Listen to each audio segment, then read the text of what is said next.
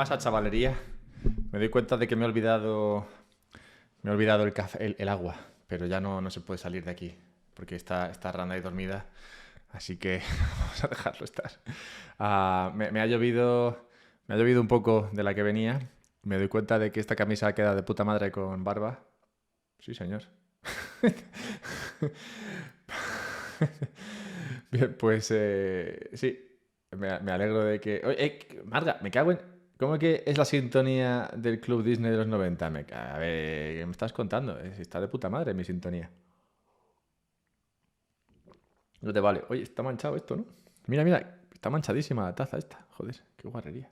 No sé de qué lado beber. Voy a beber de este lado para que se vea bien. ¿Has visto? Mira, si lo pongo aquí, es como doble publicidad. Ahí lo tienes. Bueno, total, que está por ahí Gael. Así que nada, vamos a meterle. Tengo aquí, ¿dónde está mi lista de las preguntas? ¿Qué pasa, Quetza? Aquí tenemos mis preguntas. Luego él ya trae las respuestas. A ver, ¿dónde está este chico? Buscar a Gael. Pero tengo que hacer esto otro. Lo que debería hacer sería cerrar una serie de cosas, porque esto es mucha tralla, mucha tralla, mucha cosa abierta. Voy a cerrar esto. Preséntale a Marga primero. Yo voy a presentarle a Marga. Ya he cerrado el porno, es lo primero que cierro. Primero cierro el porno, luego cierro Naruto y luego ya, ala, a streamear. A, a ver, ¿dónde está otra vez? Le he vuelto a perder este chico. Santa pantalla. Vale, bien, entonces, os cuento lo que va a pasar. Básicamente lo de siempre. Y confiemos en que funcione, porque hace tiempo que no pruebo esto. Y bueno, también contamos con que Rand en algún momento se despertará y querrá dar por saco. Bien, vamos a ver si funciona. Yo me voy a venir aquí a donde pone entrevista. Aquí no se me ve la cara. A ver, ahí debería vérseme la cara, pero esta no es la cámara que yo quiero. A ver, esta tampoco es la que yo quiero. Mierda. No tengo ni conectada aquí la cámara esta. Qué vergüenza. Bueno, pues esta se queda. Toma por saco. No pasa. Sí, sí, estoy en mute porque estaba hablando con la gente. Pero a ti te escuchan ya, creo. A ver, di algo. Me cago en la puta, no se escucha. Un momento, que no se escucha tu parte. A ver. Tin, tin, tin, tin, tin, tin. A ver, prueba ahora. A ver, ¿se oye ahora? Probando. Ahora sí, ahora sí. Sí, Yo, sí, ya veo tu yo te barra. escucho bien. Veo tu barra Sí. moverse, sí, sí. Me estaba riendo porque decía uno, dice, solo se te escucha a ti, ese ego que tienes. ¿Cómo, cómo me conocen? ¿Cómo me conocen? Dice, ya Bien. me entrevisto yo solo, que me gusta escucharme. Bien, lo que no he conseguido ha sido conectar la otra cámara porque no la tengo conectada en Zoom. He cambiado desde que me hice con una perrita. He cambiado de Ujú. cámara y he cambiado de auriculares. Y desde que tengo la perrita no hago entrevistas en directo porque en cualquier momento se va a despertar y vamos a tener 5 minutos de gestionarla. Sí. Pero bueno, como contigo hay confianza, pues he pensado, bueno, si hay que, si hay que gestionar a la perrita 5 minutos, pues se gestiona y ya está.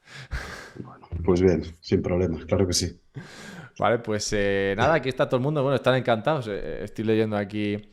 No, venga, tal, joder, que hemos venido a escuchar a Gael y menos mal que se le escucha. Se me ve como se me ve. Como ellos me ven de lado, dice, se me ve. Porque claro, si miro esta pantalla, pues se me ve de lado, dice, no sé qué, de un perfil de griego. Muy bien, con mi buena nariz ahí, a tope. Bien, vale, se ve todo bien. Bueno, me han pedido antes de empezar que te presente a Marga. Hay una chica en este chat que se llama Marga y es muy simpática, así que nada, tú estás casado de Bueno, todas pues maneras, ¿no? yo sí, con el trabajo sobre todo.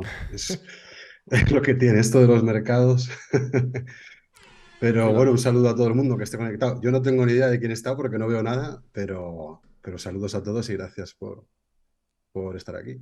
Sí, sí, están, Exactamente. están. Y uno se acaba de suscribir. Si escuchas alguna bocina de repente, eso es porque alguien se ha suscrito. Son problemas de hacer esto en directo y todo el rollo este. Pero bueno, que me alegro de que estés aquí, como digo. Y, y nada, que bueno, tenemos unos cuantos temas que tocar hoy, así que nada, lo que te comenté es que, bueno, lo hacemos de esta manera. Yo ahora te digo, pues hola Gael, bienvenido a un podcast, ¿no? Como siempre, y esa parte será la que meteremos en el podcast. Y luego al Ujú. final, que por cierto no te he preguntado cuánto tiempo tienes. ¿Cuánto tiempo tienes, más o menos? Yo había calculado una hora más o menos. Vale, bueno, pues hora y cuarto, ponle. Porque por aquello de que el último los últimos 15 minutos extra, si puedes, para enseñarnos si quieres algo de tu curso y que eso lo Ajá, dejamos en vídeo, vale, perfecto. ¿vale? Sí, sí, Bien, genial. pues nada, eso, yo te presento ahora y hacemos esa parte y luego si quieres, pues eso, si quieres enseñar algo del curso, pues al final dejamos un poco de tiempo para que lo enseñes, Vale, muy ¿vale? bien. Pues, Sí, pues sí. nada, voy a darle aquí a grabar también, por si acaso, sé que se cae algo. A ver. Recording in progress. Y listo. ¿Bien? ¿Bien, Gael? Sí, por Vale, mi perfecto. parte todo bien. Sí. Va, pues venga, vamos. Hola Gael, bienvenido una vez más a un podcast sobre Bitcoin. Pues, ¿qué tal, Alberto? Gracias por la invitación y encantado de volver a hablar desde la última vez, que ha pasado mucho, ha llovido demasiado, la verdad. Desde que viniste has publicado un libro, has publicado un montón de artículos, has viajado bastante porque no sé cómo exactamente, pero muchas veces veo fotos tuyas, no sé por qué, porque creo que no te sigo en Instagram, pero a veces no sé dónde, o supongo que será en Twitter, veo viajes tuyos por ahí, haciendo surf normalmente. Y, y Sí, también... sí, yo creo que es la de una de El Zonte, Salvador, Ah, después de la conferencia. puede ser, puede Sí, ser. espectacular. La playa y el pueblo, Bitcoin Beach, genial. Es la meca bitcoiner. Yo creo que tiene que ser esa nuestra meca. Es un lugar maravilloso, vale la pena visitarlo, sí. Pues a ver para la próxima, porque para Adopting Bitcoin no voy a poder, pero bueno, a ver si el año que viene lo gestiono. Y bueno, aparte de eso, aparte del libro, del surf, de tus paseos por el mundo, entre ellos El Salvador y todo lo demás, lo que ha ocurrido es que el mercado se ha movido mucho, el tema macro ha cambiado una barbaridad, muchas de las cosas que comentamos en esa primera entrevista han sucedido y vamos a tratar un poco todo esto, pero antes de llegar ahí, sí que quería, bueno, tratar algunos de los temas que tú desarrollas en el libro. El libro se llama Bitcoin lo cambia todo, si Ujú. no recuerdo mal. Y Sí. es un libro en el que, bueno, básicamente explicas todo lo que es la cuestión de Bitcoin y luego tienes una parte de preguntas frecuentes. Y bueno, si te parece, puedes contarnos un poco de dónde surgió la idea de escribir el libro. Ujú. Sí, yo empecé a investigar Bitcoin a fondo en 2017, precisamente en un viaje, en un año sabático que estuve, después de trabajar en una multinacional anglosajona, estuve un tiempo, pues, un año de mochilero por el sudeste asiático. Bastante predecible hoy en día y la verdad que fue una pasada, fue un año muy bueno, sobre todo porque tuve mucho tiempo libre para, entre otras cosas, leer. Otras cosas, ¿no? Pero también leer. Y me empecé a interesar, yo creo que hay más sobre Bitcoin cuando el precio de Bitcoin superó al del oro nominalmente. No sé si te acuerdas, pero en 2017, a comienzos creo que fue, Bitcoin superó los $1.000, que era más o menos el valor al que cotizaba el oro en aquel momento. Y empecé a cuestionar un poco mis creencias, que hasta ese momento yo era muy fanático del oro y los metales preciosos, como muchos economistas austriacos y libertarios, y me di cuenta de que, oye, cuidado, que igual aquí hay algo que supera al oro o que el mercado me está diciendo que puedo estar equivocado y que Bitcoin es una alternativa superior. Ahí es donde me puse a estudiarlo y le dediqué, pues, para que muchísimas horas, escuchando podcast, me imagino que como tú también, ¿no? Leyendo, viendo vídeos, escuchando podcast, como que me empezó a consumir el virus del Bitcoin, me pareció fascinante, me encantó la filosofía y un poco lo que pretende conseguir. Y el libro fue un poco una culminación de ese proceso, diría yo. En 2020, con la pandemia del coronavirus, pues me di cuenta de que se hablaba mucho de Bitcoin, pero sobre todo como instrumento especulativo en los medios y sobre todo en los medios de habla hispana, y no lo suficiente sobre el potencial transformador de Bitcoin para mejorar la sociedad. Y eso fue un poco lo que me impulsó, lo que me motivó a escribir el libro, que versa precisamente sobre eso, sobre las implicaciones sociales y económicas de Bitcoin. Sí, ahí estuviste tú mucho más listo que yo, porque claro, ese proceso de estudio, de pararte a pensar en las cosas que Bitcoin significa y las implicaciones que tiene y todo eso, ese proceso, todos los Bitcoiners de mayor o menor medida lo hemos pasado, pero tú aprovechaste el camino para de paso escribir un libro y dejarlo ahí por escrito, que oye, creo que tiene mucho valor y es una buena, creo, entrada, aproximación a la cuestión de Bitcoin y supongo que también un poco por quién eres tú, ¿no? Y tu experiencia empieza por la parte de mercados, que entiendo que es la que, mercados y economía, que, bueno, como has explicado, es un poco de dónde venías y lo que de primeras te llamó la atención. Así que no, pues felicidades por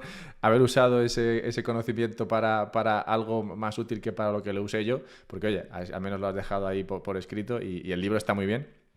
Y nada, si te parece, quería comentar algunas de las cosas que salen en el libro bueno, en este podcast ya sabes que, bueno, he tratado muchos de los temas de Bitcoin, pero hay ideas que aparecen en tu libro que, bueno, nunca está de más tratar de nuevo o tratar de ver también si hay otras maneras de observarlos. Así que, por ejemplo, una de las ideas que me llamó la atención del libro es la de Bitcoin equiparándolo a... Bueno, la de cómo Bitcoin nos lleva a una sociedad más rica, nos lleva a una sociedad en la cual la riqueza es algo que no dirías que es más fácil, más accesible, pero que sí que lleva a un mayor nivel de riqueza, a una mejor calidad de vida, podemos decir, para todos. ¿Puedes un poco explayar tu forma de pensar sobre esto? Sí, sí, eso es. O sea, yo diría que Bitcoin lo que consigue es ampliar la cantidad de riqueza o de producción que hay en el mundo. O sea, Bitcoin puede conducir a un mundo donde producimos más cosas y por tanto somos más ricos, ¿no? Porque al final esa es la idea de la economía, producir más con menos, ser más productivos, tener más productividad. ¿Y por qué digo esto? Pues porque el dinero como tal no es productivo. Ahí estaremos de acuerdo, ¿no? O sea, un Bitcoin tú lo puedes tener en tu casa, en tu wallet, en tu hard wallet, donde quieras, que no te va a dar de comer, no te va a dar calor, no te va a llevar a ningún lado, no va a satisfacer tus necesidades por sí solo. Entonces, el dinero nunca es un bien productivo, pero ni Bitcoin, ni el fiat, ni el oro. O sea, por tener más dinero no tenemos más bienes y servicios. Esto se ve muy bien en las democracias populistas de Latinoamérica, que no paran de imprimir dinero y cada vez están en un pozo más hondo de miseria. Entonces, ¿por qué Bitcoin puede ayudar a tener más riqueza? Pues porque puede ayudarnos a coordinarnos económicamente de forma más eficiente. Y esa es una de las funciones principales del dinero, es facilitar la coordinación económica, la cooperación económica, mediante la división del trabajo, el comercio y este tipo de funciones. Esto es lo que vengo a describir en el libro. Y aquí es importante algo que podemos tratar más adelante, que hemos hablado muchas veces y he hablado con mucha gente, que es esta idea de por qué Bitcoin puede ayudar a tener una economía más eficiente. Y yo diría que es principalmente por tener una oferta predefinida, una función de oferta que nos la dio Satoshi en su momento y que nadie puede alterar. Y esto lo convierte a Bitcoin en un dinero muy singular que nunca hemos tenido. Ni siquiera el oro, si pensamos en el oro, pues ha habido shocks de oferta, ha habido momentos donde se ha encontrado más oro. Pues cuando los españoles fuimos a rapiñar el oro de los indígenas de Latinoamérica, incrementó masivamente la oferta de oro en Europa. No sé si viste hace un mes, pero en Uganda creo que fue, encontraron una mina de oro con más oro que todo el que se ha minado en la historia de la humanidad. Entonces, el oro no tiene una función predefinida, confiable, que sea permanente. Una función de Bitcoin, producción, te refieres, ¿no? una función de oferta, ¿sí? Es decir, con Bitcoin sabemos en todo momento, tanto ahora como en el futuro, cuántos Bitcoins va a haber en circulación y cuántos se van a producir en cada momento. Y eso, que para muchos es un defecto del dinero, yo creo que equivocadamente, yo creo que es una enorme virtud. ¿Por qué? Porque si tú tienes un dinero que no varía en su cantidad, te permite hacer cálculos económicos de manera mucho más segura. Porque tenemos una certeza. El mundo es incierto. todo cambia, no hay nada en este mundo que permanezca estable realmente, pero Bitcoin nos da una estabilidad absoluta y eso tiene un valor enorme a nivel económico. Y a la hora de coordinarnos económicamente, porque tenemos un dinero que sabemos que tiene una cantidad predefinida y que nunca va a haber sorpresas. Entonces, los precios, el mecanismo de precios del mercado, que al final es lo que nos coordina, ¿no? Si el precio de las patatas sube, es porque hay más demanda de patatas. Si el precio de los tomates baja, es porque hay menos demanda de tomates respecto a la oferta. Y así nos coordinamos, pues vamos a producir más patatas y menos tomates, ¿no? Esta es la función del sistema de precios. Esto lo describe muy bien Hayek en su paper, El uso del conocimiento de la sociedad, para quien quiera profundizar. Y los precios de Bitcoin no tienen interferencias, como la función de oferta ya viene dada. No hay nadie que pueda interferir con esa oferta y causar eh, cambios en los precios que no se corresponden a cambios en la demanda. No sé si tiene sentido lo que he Sí, explicado, sí, pero claro. Sí, es un poco el ejemplo que se usa a veces con las casas, ¿no? El de cómo construir casas con una metro cuya distancia o cuya medida cada vez varía. eso. Y es que, claro, como tú decías, si la gente compra más tomates, pues el precio de los tomates sube. Pero si tú creas mucho más dinero, el precio de los tomates también puede subir, aunque los tomates sean los mismos. Entonces, Claro. digamos que las señales que te llegan del mercado ya no son tan puras como las que pueden venir con un dinero cuya oferta no varía. Sí, o sea, aquí lo que importa, y esto es muy importante que lo entendamos, son los precios relativos. O sea, para una planificación económica eficiente, lo que importa son los precios relativos. No importa tanto si hay inflación o inflación, sino en relación a qué están subiendo y bajando los precios. Si los precios relativos entre los tomates y las patatas están cambiando, ahí eso es una señal para que los agentes económicos se pongan a producir más de uno o de otro. Entonces, los precios relativos es lo importante y Bitcoin nos da precios relativos sin interferencias, porque no hay un banco central que caprichosamente se encarga de producir dinero y descoordinar a la economía. Por eso, volviendo a la pregunta inicial, podemos más producción, más productividad. Y como tú dices, no es una idea esta la de tener una oferta fija o al menos una oferta predeterminada de dinero, una idea que la gente acepte y yo diría que si se sometiese a votación, muy probablemente la mayoría de países votarían por una cantidad de dinero maleable y no fija como la que ofrece Bitcoin. No obstante, en tu libro comentas en un punto que Bitcoin puede ofrecer mayor control democrático. ¿Puedes explicar exactamente a qué te refieres aquí por mayor control democrático y en qué sentido, bueno, ves aquí el valor de la democracia? Porque desde el mundo bitcoiner y sobre todo desde el mundo bitcoiner maximalista tóxico donde me muevo yo, la democracia... Cualquier cosa que pone democracia a mí me sale sarpullido y, y cuando lo vi en tu libro de primeras me chocó un poco, pero luego es verdad que cuando lo explicas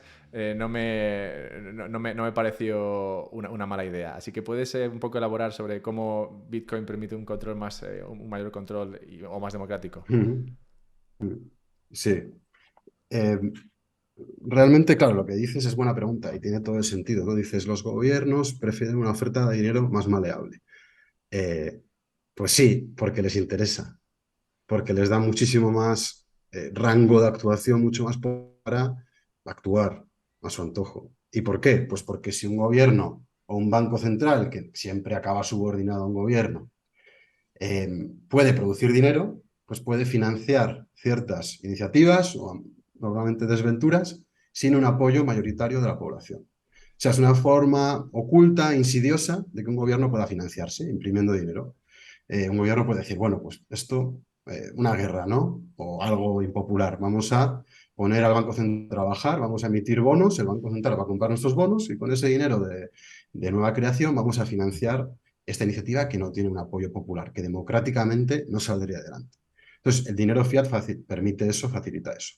Entonces, normal que los gobiernos se opongan a una oferta rígida, que quieran una oferta maleable. También el oligopolio bancario, financiero, le interesa mucho tener una oferta maleable, porque ellos son una pieza fundamental de ese proceso de creación de dinero y se benefician, se lucran con la creación de dinero, ¿no? Entonces, por eso vemos gente como Jamie Dimon y otros banqueros sin escrúpulos que critican Bitcoin porque saben que les estaría perjudicando a los beneficios que generarían, para las plusvalías, para ellos y sus accionistas. Entonces tenemos tanto Perdona, corporaciones como gobiernos, sí. una cosa ahí, y es que, según lo estabas comentando, estaba pensando si, o sea, si bien lo que dices es cierto, creo que igual habría que distinguir ahí entre banca comercial y banca de inversión.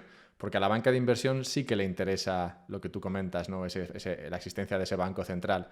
Pero en el lado de la banca comercial no creo que les interese tanto, porque al final las democracias, como hemos visto, que controlan ese banco central, al final tienden, como tú dices, a imprimir dinero, lo cual les acaba obligando a a tener que bajar los tipos que cada cierto tiempo para controlar, bueno, para permitir que la economía siga fluyendo, y esos tipos muy bajos, cada vez más bajos, acaban agobiando a la banca comercial, que se queda sin márgenes.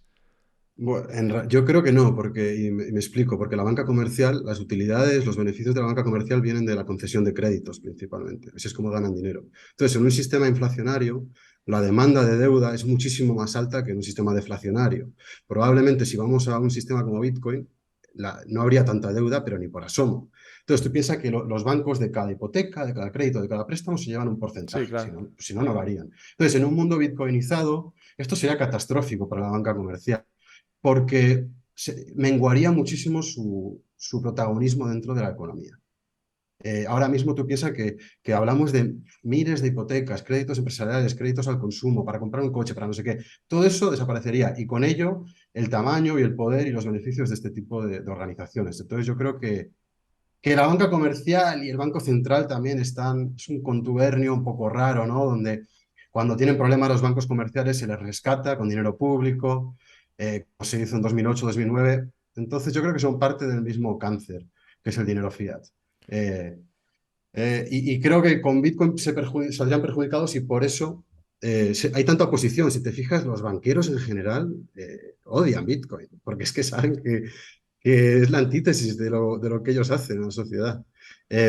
Entonces, volviendo a la pregunta, por eso hablaba también volviendo a los gobiernos quizás, a mí no me gusta solo centrarme que los gobiernos son malos y las empresas son buenas, ¿no? Porque es una versión un poco, una forma infantil de ver las cosas. Yo creo que hay empresas que se benefician con el sistema actual y gobiernos también. Pero a los gobiernos les perjudicaría muchísimo un sistema como Bitcoin porque no podrían hacer eso que hemos dicho al principio. No podrían imprimir dinero para financiar guerras, para financiar programas sin un apoyo social. O sea, la labor del gobierno estaría más fiscalizada porque el ciudadano sentiría en su bolsillo cualquier tipo de iniciativa del gobierno. Si el gobierno de España nos dice, mira, vamos a dar 400 euros para que los jóvenes compren videojuegos, como están haciendo ahora, ¿no? Creo, he leído, ayer estaba aquí paseando por Madrid y vi una propaganda del gobierno español que decía, si tienes menos de no sé cuántos, 25 años, te damos 400 euros.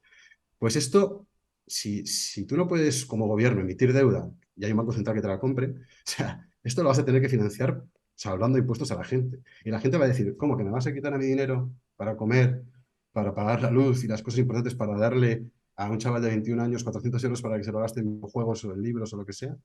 Pues probablemente hubiera una oposición social enorme. Eh, y ese tipo de iniciativas no serían más fiscalizadas y yo creo que no podrían llevarse con tanta arbitrariedad. Otro tipo de iniciativas sí, yo tampoco, no sé cómo, no sé tu opinión, pero yo no soy de la opinión de que Bitcoin necesariamente acabaría con el Estado y con los impuestos y viviríamos en un paraíso narcocapitalista donde cada uno protegeríamos nuestro hogar con una automática. No, Yo no soy una automática no, porque es un poco jaleo. Semiautomática me parece correcto. No, pero una semi, ¿no? Ya, pues yo no lo veo, o sea, yo creo que seguiría habiendo impuestos, solo que probablemente serían menores y tendrían más apoyo social, más apoyo sí, público. es un poco. O sea, realmente yo cuando tiro hacia el anarcocapitalismo lo hago porque estamos en el extremo opuesto. Y yo Hmm, entiendo que en el debate es mejor que yo me vaya al otro extremo para tratar de tirar hacia allí, pero no cuento ya, con que Bitcoin acabe llevándonos ahí, porque realmente no sería del todo práctico. Al final tiene más sentido llegar a un punto medio, un término medio, en el que, como tú dices, al menos Bitcoin te sirve para controlar lo que hace el gobierno y lo que hace el Estado por ti. Porque al final, como tú dices, el Estado no es que sea malo. El Estado lo que pasa es que tiene esa tendencia a crecer y si puede hacerlo a costa de tu riqueza, entonces pues lo va a hacer con mayor gusto. Entonces, en un punto o en una situación en la cual tienes Bitcoin y puedes fiscalizar la actuación del gobierno y decirle, oye, mira, es que realmente no me interesa que te dediques dinero a esto, así que no te voy a votar si dedicas dinero a esto, voy a votar al otro que no va a dedicar dinero a esto. Y entonces de esa manera, digamos que los impuestos van a lugares donde la gente quiere que vayan.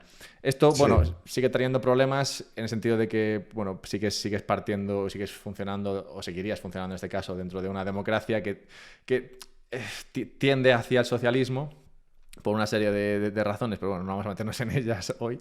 Pero bueno, sí que al menos sería mucho mejor. O sea, yo, vamos, firmaría ahora mismo una situación como esa en la que al menos no se expropia riqueza para financiar según qué cosas que la gente no ha decidido, o incluso si la gente ha decidido, tampoco me parece que se deba dedicar dinero que no existe y que no se ha producido, que simplemente, como tú dices, es deuda para financiar cosas, tengan o no valor para la sociedad. Sí, sí, sí. Sí, o sea, el tema de la democracia, claro, ya igual nos saca un poco del debate, ¿no? Yo creo que es interesante también pensar en qué tipo de sociedad produciría una economía libertaria o anarcocapitalista. Yo creo que habría una pluralidad, yo diría. Diferentes tipos de personas se organizarían de distinta forma. Y hay un autor que no sé si conoces, a Chandra Kukazas, que tiene un libro que se llama El archipiélago liberal, y habla de eso, ¿no? De que igual gente más con una ética más individualista se organizaría en un tipo de sociedad, gente más que tiende hacia el colectivo se organizaría en otra. A mí me gusta pensar en ese tipo de futuro, donde hay diferentes tipos de sociedades coexistiendo de forma pacífica, esperaríamos. Pero bueno, sí, es un debate muy amplio ese. Está debe ser la perra, ¿no? Sí. Pero, ha empezado a rascarse y ha montado una escandalera. Pero sí, ahora seguimos. Un momento. Oye, tú, venga, a dormir. Tira por ahí, a dormir. Es que es un show. Sí, bueno, no he leído ese libro, pero sí que me parece justo un poco lo que yo tenía en mente, o lo que yo tendría en mente, ¿no? Por lo menos que haya la capacidad de elegir. Habrá gente que decida quedarse en unos países o en unas demarcaciones donde existe un gobierno más grande y otros donde prefieran que el gobierno no exista o sea la mínima expresión. En cualquier caso, volviendo un poco a la cuestión del libro y la cuestión de la riqueza, e incluso, si acaso, tocando de nuevo el tema este de cómo se controla más al poder con Bitcoin, otro de los puntos que sale en tu libro es el de la desigualdad. Y este me gusta porque se habla muchísimo de desigualdad y se proponen muchas alternativas o muchas soluciones al problema de la desigualdad, pero realmente ninguna, en mi opinión, acertada. No obstante, la que tú planteas en el libro creo que sí que podría ayudar a reducir la desigualdad. Ujú. Sí, en el libro yo creo que me centro más en una desigualdad que tiene su origen en el sistema monetario y que es una desigualdad que yo diría que no es meritocrática. Cada uno puede tener sus ideas sobre la desigualdad, ¿no? Si es deseable, hay gente que cree que es absolutamente indeseable, lo cual es absurdo, diría yo, porque es natural que haya un cierto nivel de desigualdad. Y hay gente que cree que ningún tipo de desigualdad es intolerable. Yo creo que están los dos extremos, ¿no? Los que no quieren la desigualdad y los que les da igual el nivel de desigualdad, que también aplaudirían o incluso desearían vivir en ese tipo de sociedad. Y en el medio, pues yo creo que está la mayoría de la población, ¿no? Hacia un extremo del espectro u otro. A mí, la desigualdad que más me preocupa y la que yo creo que nos ocupa en esta conversación y en mi libro es la que no es meritocrática, o sea, que viene dada por una serie de incentivos que introduce el sistema monetario. Y para a mí es particularmente injusta. Aquí yo ya hago mi juicio de valor, ¿no? Yo diría que una desigualdad que no es meritocrática, que tú simplemente por el hecho de haber nacido con más dinero, que tú puedas ganar más dinero por dinámicas del sistema monetario sin aportar nada a la sociedad, como hace el dinero fiat, Yo creo que eso es muy injusto. Y la gente lo va a entender muy bien porque lo estamos viviendo ahora mismo. O sea, hoy en día, con la inflación en el 10% como la tenemos, ¿esto a quién favorece? Pues al que tiene deuda. O sea, el que tiene deuda está encantado, sobre todo el que tiene un tipo fijo, tiene deuda tipo fijo, está feliz de la vida, porque cada vez vale menos esa deuda y el salario le está subiendo, etcétera, ¿no? Pues ya hablo de agentes privados, como personas como tú, como yo, como gobiernos, como agentes públicos. El gobierno está encantado con la inflación también, porque aumenta el PIB y la deuda se queda igual. Entonces, la ratio de deuda por PIB disminuye. Entonces, es un sistema monetario que al crear inflación y al incentivar el endeudamiento, crea desigualdad. Y una desigualdad, como digo, que no es meritocrática y por tanto para mí es muy injusta. ¿Y cómo funciona esto? Pues tú imagínate que eres una persona que has nacido en una familia más opulente y tienes, yo qué sé, pues, 2 o 3 pisos que has heredado, pues tú con mucha facilidad puedes agarrar esos 3 o 4 pisos, los que sean, ir al banco, pedir un crédito hipotecario, comprar otros 2 o 3 pisos y pagar esa hipoteca con el alquiler del piso y con la inflación el valor de la deuda baja y el valor del piso sube. Entonces estás ganando dinero gratis sin hacer nada. ¿Y quién es la contrapartida de esto? O sea, ¿quién es el damnificado de esta dinámica? Pues el ahorrador, que no tiene un duro, que ha nacido en una familia pobre, que gana 1.500 euros al mes o 1.800 euros al mes, como la mitad de los españoles, y que está intentando ahorrar para esa entrada de un piso que cada vez ve más en la lejanía, porque el precio del piso aumenta y la inflación va devorando el valor de su ahorro que está en un depósito bancario, porque la pobre persona tiene un trabajo de 40 horas a la semana y lo único que tiene es tiempo para ponerse a invertir en bolsa o encontrar otras formas de proteger su patrimonio. Entonces, es algo para mí súper injusto, criminal diría, y es un sistema monetario que tenemos en la actualidad que está quitando al que menos tiene y le está dando al que ya tiene más.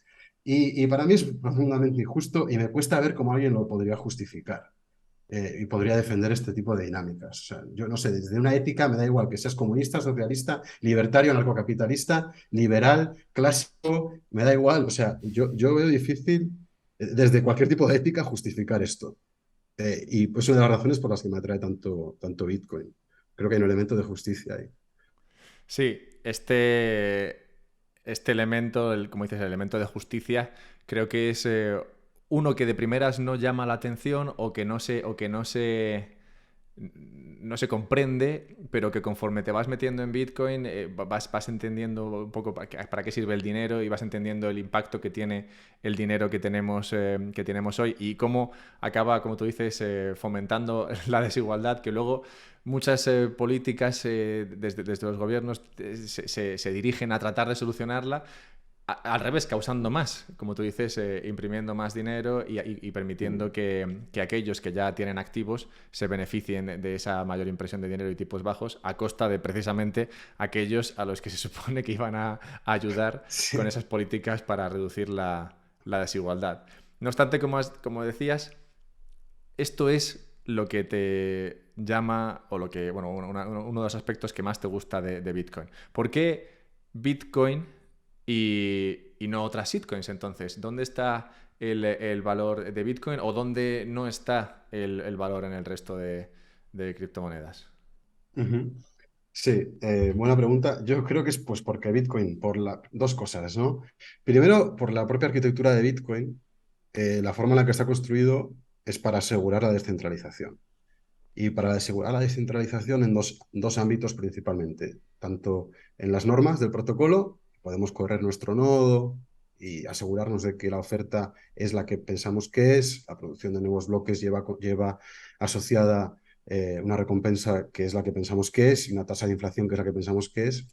Entonces, hay una descentralización de las normas, nadie puede arbitrariamente crear nuevos bitcoins y eso se consigue con unos nodos pues ligeros, ¿no? Por eso otras criptomonedas yo creo que obvian este principio de ingeniería y tienen blockchains donde correr un nodo súper pesado, donde pocas instituciones lo pueden hacer y estas pocas instituciones que lo hacen pues pueden modificar las normas. Y luego respecto a la descentralización también aplica en el ámbito de la libertad para uno mover sus bitcoins, para transaccionar, es decir, que el sistema no sea censurable. O sea, la idea de Bitcoin es no solo que haya una oferta predefinida, como hemos dicho, sino que además, la segunda gran pata de su propuesta de valor, que cualquiera pueda mover ese dinero sin ningún tipo de discriminación. O sea, que sea un dinero absolutamente neutral. Me da igual de dónde seas, tu religión, tu género, tu nivel de riqueza, tu posición en la escala social, me da igual. O sea, todos somos iguales. Es una red entre iguales y cualquiera puede moverse un dinero sin censura.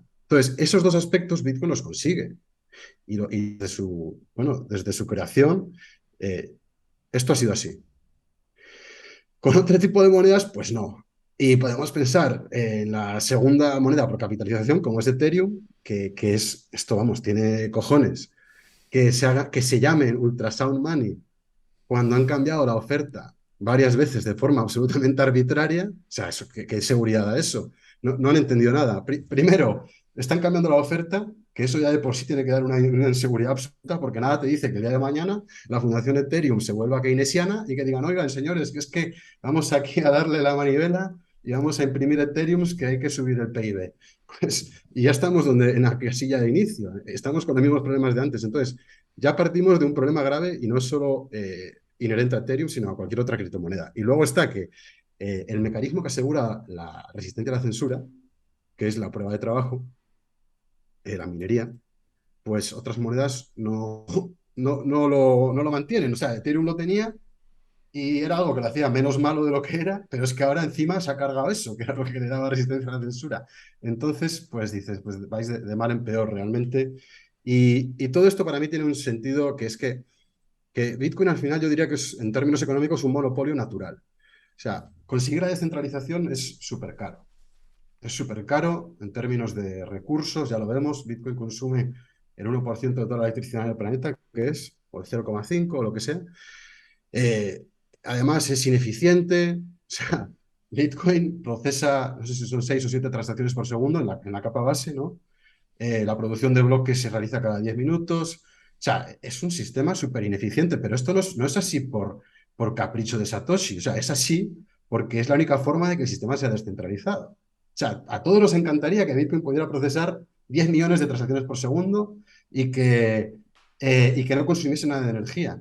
Pero es que esto no es posible. O sea, no sería descentralizado. Y aquí el fin que perseguimos es la descentralización. Entonces, como es un monopolio natural por ser tan costoso, pues el otro abanico de criptomonedas para mí está perdiendo el tiempo. O sea, puede ser interesante para un criptógrafo o un ingeniero de sistemas a nivel de laboratorio, de innovar, pero a la hora de cambiar el sistema monetario, que es de lo que estamos hablando aquí, Bitcoin tiene parangón. O sea, no hay ninguna moneda que le pueda hacer competencia, ni en mi opinión que se la vaya a hacer. Porque, pues por lo que digo, ¿no? Es que es muy costoso conseguir esa descentralización. La salida de Ethereum de Proof of Work ha sido, bueno, bastante comentada. De hecho, tengo un podcast aquí también sobre eso bueno, se podría hablar mucho sobre las motivaciones o los objetivos y los efectos de este salto. No obstante, en tu libro comentas que dentro de las preguntas frecuentes que muchas veces se cuestiona el proof of work de Bitcoin. Se habla del impacto, como dices, medioambiental que puede tener el hecho de que mantener la red de Bitcoin requiera energía. Y nada, quería preguntarte por esta parte en concreto, ¿qué te parece a ti el hecho de que Bitcoin necesite ese consumo de energía y cómo responderías a las personas que entienden que esto es un problema para el medio ambiente? Ujú. Sí, a ver, yo varias cosas. En primer lugar, diría que comparto esa preocupación. O sea, realmente creo que el cambio climático antropogénico que estamos viviendo es un problema muy acuciante para la humanidad. Yo sinceramente creo que es un reto enorme al que nos enfrentamos. Entonces, desde, desde esa realidad, cualquier consumo de energía es indeseable, o al menos cualquier consumo de energía que aumente las emisiones de carbono, ¿no? O de cualquier otro gas de efecto invernadero. Entonces, yo entiendo a la gente que se preocupa por esto, pero diría varias cosas. En primer lugar, que es que el consumo de energía es necesario. O sea, no es algo gratuito. Esto hay que tenerlo muy claro. A mí me encantaría que Bitcoin no consumiera energía y que fuera tan descentralizado como lo es, pero es que esto es imposible. Esto es la falacia de Nirvana y no poder imaginar un mundo ideal. Tenemos que tenemos que subordinarnos a la realidad en la que vivimos y necesitamos que Bitcoin consuma energía para que sea resistente a la censura y descentralizado. Entonces, habiendo dicho esto, pues yo diría que el objetivo tiene que ser pensar, como decía Hal Finney en 2010, pensar en cómo Bitcoin puede reducir sus emisiones de carbono o incluso contribuir a que el resto del mundo también reduzca sus emisiones de gases de efecto invernadero. Esto a mí me encanta Hal Finney, es de las figuras más fascinantes dentro del mundo Bitcoin. Y, y creo que literalmente el sueño de Hal de alguna forma se está cumpliendo. Y esto es algo que hablo en el libro porque Bitcoin está sirviendo para incentivar la inversión en más energía renovable. Por ejemplo, la energía renovable, el gran problema que tiene es que es intermitente. O sea, hay momentos donde se produce mucho y momentos donde se produce poca. Uno no tiene flexibilidad para decidir cuándo se genera. Y entonces, lo que ocurre es que hay momentos donde hay demanda de electricidad, pero no hay generación de renovables. Y viceversa, hay momentos donde hay mucha generación y poca demanda. ¿Qué ocurre? Que ahí necesitas algún tipo de mecanismo para consumir esa demanda, para que este tipo de proyectos como centrales eólicas, la nuclear, la solar, sean rentables. Y ahí es donde la minería de Bitcoin puede llegar y actuar como un pulmón y absorber toda esa electricidad excedente para que este tipo de proyectos sean económicamente más rentables y al final todos tengamos una electricidad más barata, que yo creo que es fundamental para la prosperidad. Eh, y luego hay otro tipo de medidas o de dinámicas que pueden ayudar a que Bitcoin reduzca las emisiones de gases de efecto invernadero, como no sé si has oído hablar del tema del flare gas. A la hora de producir petróleo se emite gas metano que tiene un efecto invernadero muchísimo mayor al del CO2, creo que es 80 veces mayor en un periodo de 100 años. Entonces ese metano uno lo puede combustionar, producir electricidad y con esa electricidad alimentar estas mineras de Bitcoin. Eh, y alimentar estas mineras de Bitcoin porque normalmente ese metano está produciendo en lugares muy aislados, donde no llega la red eléctrica, el tendido eléctrico. Entonces es mejor llevar una carga dinámica, como es la minería de Bitcoin, y decir, mira, toda la electricidad que produzcas de este metano, te la vamos a comprar. Y así liberamos CO2, que es menos nocivo, tiene un efecto invernadero menor que el metano. Entonces yo tengo la esperanza de que la minería de Bitcoin y Bitcoin ayude a tener un mundo más sostenible y a preservar el medio ambiente, eh, porque yo la verdad que soy una persona bastante medioambientalista. Así Yo, que creo que sí. yo sí comparto que Bitcoin va a mejorar e incentivar el que se produzca energía y y el que se evite, en algunos casos, el que se expulse CO2 a la atmósfera. Bueno, no comparto tanto la cuestión del problema de cambio climático, no me parece que sea una cuestión acuciante ni preocupante, pero sí, como digo, comparto el hecho de que Bitcoin permita porque atiende a esas ineficiencias el mejorar justo lo que tú comentabas, ¿no? Esa creación de energía, o bien en sitios aislados, como puede ser eso a través del flare gas, en lugares donde estás emitiendo porque no te sale rentable el crear un gasoducto que te lleve ese gas a la red eléctrica, entonces lo quemas o lo tiras y podrías dedicar esto a la minería de Bitcoin. Entonces ahí Bitcoin se usa para aprovecharse de un recurso que de otra manera desaparecería o se perdería. Bueno, se perdería e incluso se perdería causando un daño a bueno, como tú dices, a la atmósfera. Y luego también está el tema de que una vez que te has montado un montón de energía renovable, como puede pasar en Texas ahora, pues sí, como tú dices, el tener esa base de Bitcoin lo que sí que te permite es tener constantemente esa demanda que hace que esos picos y valles sean mucho menos notorios y mucho menos perjudiciales para lo que es la producción de electricidad dentro de la economía. Así que sí, en ese sentido Bitcoin sí que veo que puede ayudar a la generación de energía y tener esos efectos que podemos considerar positivos. Ya te digo, a mí bueno, que esto vaya a ayudar o no en lo que es el cambio climático antropogénico, pues bueno, no sé. Pero sí que es verdad que Bitcoin va a aprovechar la energía barata en cualquier lugar porque es, bueno, una manera de rentabilizar esa energía que de otra manera pues no existiría. Pas- Sí. Pasando a un par de problemas que comentas en tu libro y que bueno, un par de problemas, no, un problema que comentas en tu libro y enganchando con otro problema que comentas en un artículo reciente y que además creo que nos engancha con este tema de la producción de energía y cómo se hace. Sería el primero, el de los ordenadores cuánticos, porque como sabemos, Bitcoin requiere de una criptografía, es esa 256, que se estipula, ¿no?, que en algún momento los ordenadores cuánticos serían capaces de romper esta criptografía. Hace poco escuché yo un podcast sobre esto con McCormack y quería, bueno, si puedes explicarnos tú qué es lo que opinas y luego comento yo un poco de lo que escuché en este podcast, si te parece. Sí, genial. Además, yo ese podcast lo tenía pendiente, así que así me haces el spoiler y me ahorras la hora y 20 esa. Eh, yo en el libro lo trato de manera superficial, pues porque obviamente no soy criptógrafo, entonces no lo puedo tratar con tanto detalle, pero yo lo que entiendo es que la mayoría de sistemas de seguridad del mundo dependen de este tipo de mecanismos criptográficos, como son SHA-256, ¿no? O sea, no hablamos solo de Bitcoin, sino hablamos de cosas probablemente mucho más, no sé si serias, pero preocupantes si un atacante se hace con ellas, como los sistemas de seguridad de las cabezas nucleares del mundo, las redes de transmisión eléctrica del mundo, o sea, sistemas críticos, el sistema bancario. Yo entiendo que, y bueno, como no he escuchado este podcast, igual me corregís ahora, pero yo tengo entendido que dependen de algoritmos criptográficos como es SHA-256. Y hablando con gente que sabe más de este tema que yo, lo que me comentaban era que si en algún momento la computación cuántica consigue romper estos mecanismos criptográficos, pues Bitcoin podría hacer un upgrade o actualizarse para incorporar lo que se llamaría criptografía quantum resistente a la computación cuántica, ¿no?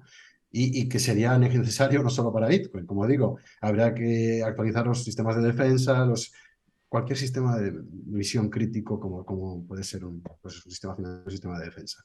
Entonces, yo entiendo que eso sería el camino para protegerse ante tal amenaza, pero no sé en el podcast qué es lo que comentar. Sí, bueno, en el podcast realmente en el tema de la criptografía no se adentran, pero sí que hablan un poco del estado de la computación cuántica hoy día, porque es verdad que se habla mucho de este riesgo y no tanto de otros como el que vamos a tratar a continuación.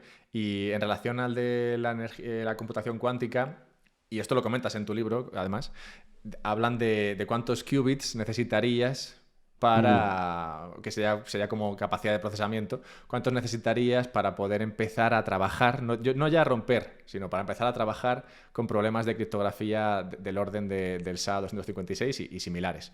Y sí, en ese podcast creo que se hablaba de que necesitarías como 1 millón o así de qubits, o medio millón de qubits, o 100.000 qubits, y que ahora mismo estarían trabajando o estarían consiguiendo capacidades de entre 10 y 50 qubits, siendo el principal problema el que pasar de trabajar con 1 qubit a 10 qubits es exponencialmente mucho más complicado. Es 10 veces más complicado mm, hacerlo con 10 que con 1. Entonces, cuando pasas de 10 a 100.000, pues te puedes imaginar que el salto es bastante importante. Entonces, el cuello de botella, digamos, ahora mismo, o al menos de acuerdo a lo que comenta este señor en la entrevista, que como él dice, no tiene toda la información, porque podría ser que alguien, no sé, en China, en Estados Unidos, de manera privada o estatal, ¿no?, que no sea pública, haya sido capaz mm, de solucionar este problema. Pues el problema o el cuello de botella estaría en cómo gestionar ese mayor número de qubits, porque como explica, un mayor número equivale a un problema exponencialmente mayor a la hora de gestionar. Entonces, por ahí estaría el problema en teoría, pero como vemos, si pasar de 10 a 50 y de 10 a 1000 es un salto brutal y lo que necesitarían sería algo del orden de los 100.000 o del millón, pues claramente no parece que sea un problema el mm, que deba preocuparnos hoy día. Y no obstante, como digo, sí que hay otro problema que ofrece la red de Bitcoin desde sus comienzos o desde su diseño, y que tú trataste hace poco en un artículo. Esto no está en el libro, y en mm, este artículo publicado en tu Medium hablas de cómo un ataque del 51%, que te pediría que lo explicases así un poco por encima, podría ser no solo exitoso, sino que mantenerse en el tiempo y suponer un peligro para la red de Bitcoin. ¿Puedes explicar un poco esto? Sí, sí. Y te voy a dar un poco una historia de dónde vino todo esto, porque yo creo que fue en El Salvador cuando estábamos unos amigos, estábamos tomando un café hablando y alguien preguntó, Bitcoiner, dijo, bueno, y dime qué es lo que no, lo peor de Bitcoin, ¿no? Dime qué es lo que no es bueno de Bitcoin. Y se formó un silencio sepulcral en la mesa y nadie, como que nadie decía nada. Entonces te das cuenta de que a veces, te das cuenta de que igual estás un poco en un no sé cómo se Cámara dice de en eco, sí. español, echo chamber, ¿no? Donde Sí. está todo el mundo repitiéndose, buy the dip, fiat, money printer go bear, no sé qué, vamos a comprar sats. Y no hay tantas voces críticas porque estamos todos como repitiendo las mismas cosas y eso no es sano, ¿no? Evidentemente hay que ser crítico y hay que pensar en qué cosas pueden salir mal, cuáles son los riesgos y este tipo de cuestiones. Y fue con ese espíritu con el que escribí este artículo, que quizá, primero lo publiqué en mi canal de YouTube, que está bajo mi nombre, Gael Sánchez Smith, y ha hecho una serie de vídeos, hice una serie de vídeos explicando Bitcoin. Y quería hacer uno pues, sobre los riesgos, ¿no? Como digo, para que la gente entienda que, oiga, esto no es algo que Dios nos ha traído, que esté asegurado, o sea, que hay incertidumbre, hay riesgos y que si uno cree que la probabilidad de que Bitcoin fracase es menor que el 0%, está totalmente ciego y está pensando de forma irracional. O sea, hay que pensar de forma sobria y entender que hay cosas que pueden ir mal. Y así fue como llegué a analizar los riesgos de Bitcoin, analicé varios en estos vídeos de YouTube que te he comentado, como podía ser el tema de las comisiones de transacción, que no son suficientes, y como la recompensa por bloque disminuye de forma exponencial, hay gente que cree que eso es un riesgo, ¿no? No sé si lo has tratado en tu podcast, pero bueno, eso se habla bastante. Hay gente que cree que se va a prohibir, otro tipo de riesgos. Y el tercero, que yo es el que he estudiado más en profundidad, y es el que me parece más interesante y más relevante, y que es el tema de qué pasa si la minería se concentra, que es lo que estábamos hablando, ¿no? Un ataque del 51%, que el término ataque Satoshi lo emplea para referirse a un doble gasto, cuando se roba a alguien en el white paper, y yo estoy hablando tanto de doble gasto.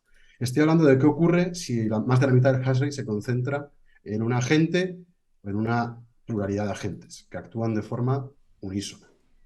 Eh, entonces, antes de entrar a explicarlo, bueno, mejor voy a entrar a explicarlo directamente y luego comento lo que me hace creer que es el mayor riesgo para Bitcoin existencial y que no tiene que ser ignorado por los Bitcoiners.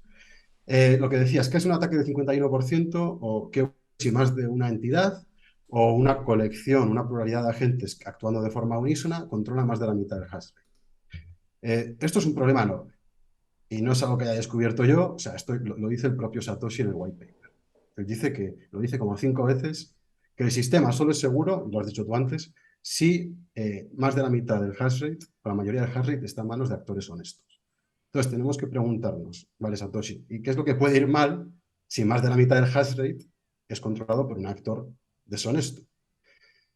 Y aquí es donde entran los problemas, ¿no? O sea, el doble gasto, se hable bastante, el doble gasto significa retroceder una transacción que ya ha ocurrido, es un problema, pero yo creo que el problema fundamental y que más nos tiene que preocupar es que un agente con más de la mitad del hash rate puede censurar cualquier transacción que desee. O sea, puede rechazar cualquier bloque.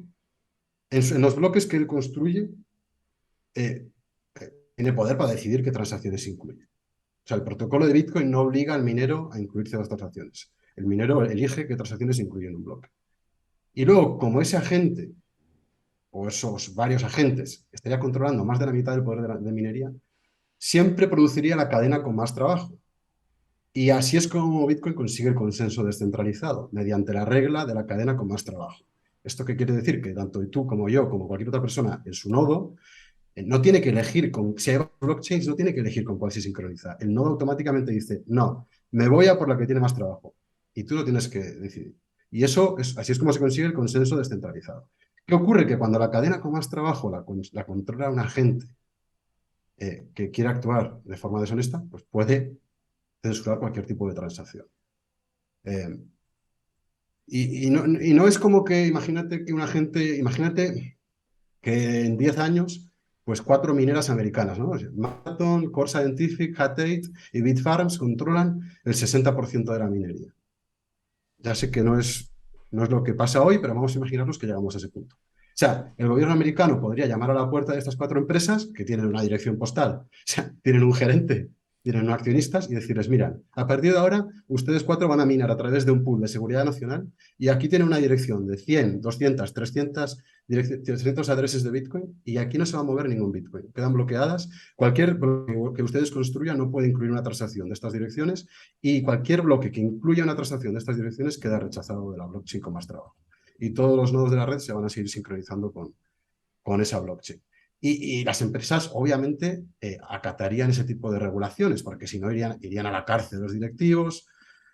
O sea, los gobiernos son muy buenos coaccionándonos porque tienen el monopolio sobre la violencia y no es previsible que lo pierdan en un futuro próximo, ¿no? Eh, entonces, a mí me preocupa mucho porque precisamente lo que vemos en Bitcoin es una dinámica donde la minería se está concentrando en este tipo de empresas, corporaciones que cotizan en bolsa y que son fácilmente reguladas. Hace un año, el porcentaje de hash rate en empresas que cotizan en bolsa de Estados Unidos estaba en el 3%, ahora está en el 21%.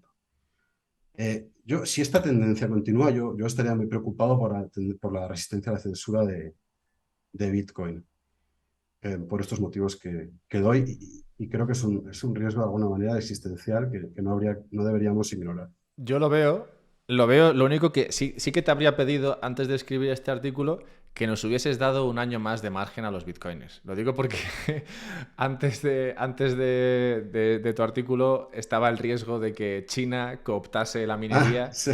porque toda la minería estaba en China y la minería se fue de China por la prohibición del gobierno chino y ahora se está yendo a Estados Unidos y entonces escribes este artículo que es cierto y ese riesgo existe, pero que podríamos habernos dado un poquito de margen, porque habíamos descansado un año del problema de China en cualquier momento se va a hacer con el control y ahora hemos pasado a Estados Unidos en cualquier momento se va a hacer con el control.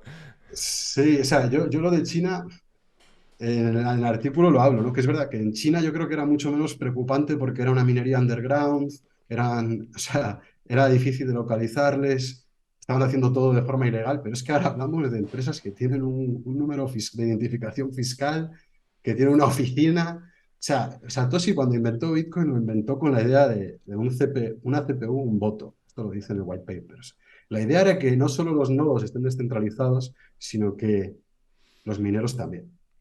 Y esto tiene sentido, porque así no pueden generar una mayoría e Sí, imponer sus normas. O sí, no, sea, sí, como digo, tiene lógica. fuera coñas, es un riesgo. Y de hecho, antes de esta llamada contigo, estaba hablando con Raúl Cano, que es mi gestor, digamos, de blockchain particular. Entonces, cuando tengo alguna duda así sobre el tema de blockchain, hablo con él. Y. Espera, un momento, perdón, que se está rascando tú y monta una escandalera. Te voy a quitar la. Tiene una vallita y la Virgen se pone ahí. A ver, allá. Ah, estoy hablando con Raúl Cano, como digo, y este riesgo es un riesgo. Es un riesgo que hay que valorar. Y. Joder, espérate. Oye, ¿qué? ¿Ya estás rascado ya? No, no, le sigue picando. ¿Qué? ¿Te sigue picando? Sí, es que es un poco. No me extraña que flipe. Ya, hija, ya. A dormir. Nada, perdona.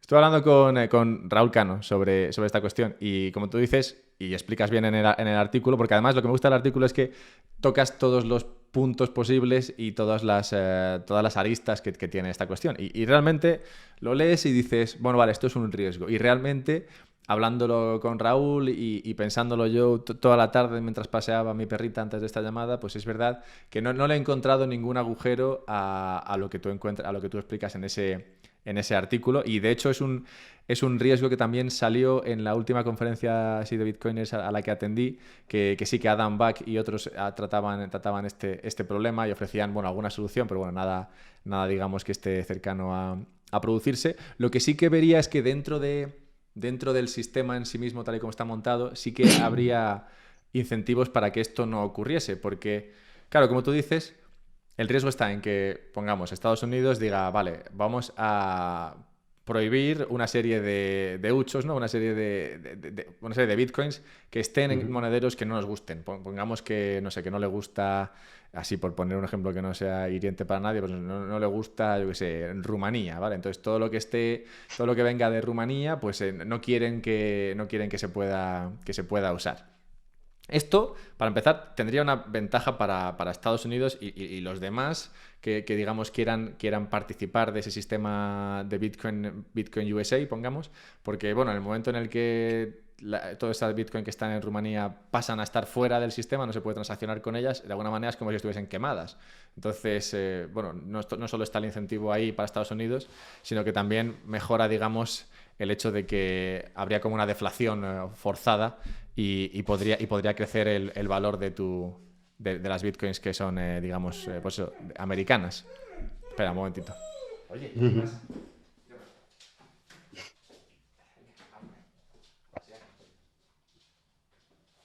Perdona, no suelo dar tanto rollo, pero... No, no, tranquilo.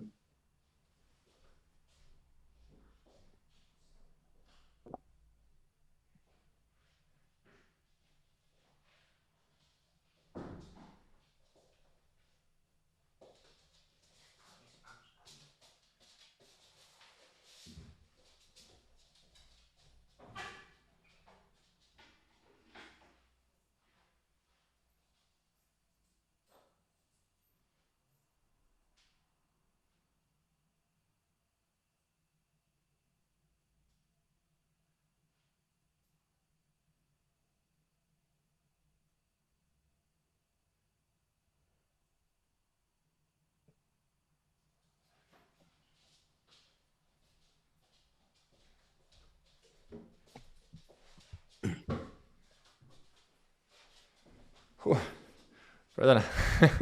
No, tranquilo. No sé ni qué te estaba contando antes. Eh, Esto lo lo... editas luego. Sí, sí, sí, tranquilo, tranquilo. Esto Sí, luego lo limpio. A ver, vale. en el Twitch se queda. Y aquí está la gente comentándolo. Pero bueno, ya conocen a mi perrita y saben que es un poco cachorro todavía y a veces da por saco. Pero bueno, ya que como te comenté al principio, sí, bueno, contigo me la he jugado por dos razones. Primero, porque la gente te conoce y te recordaban y querían estar en el directo. Y segundo, pues porque, bueno, como hay un poco de confianza, digo, bueno, si se pone pesada, pues lo gestiono más o menos. Ujú. Vale, No, te estaba hablando estábamos eso del riesgo de...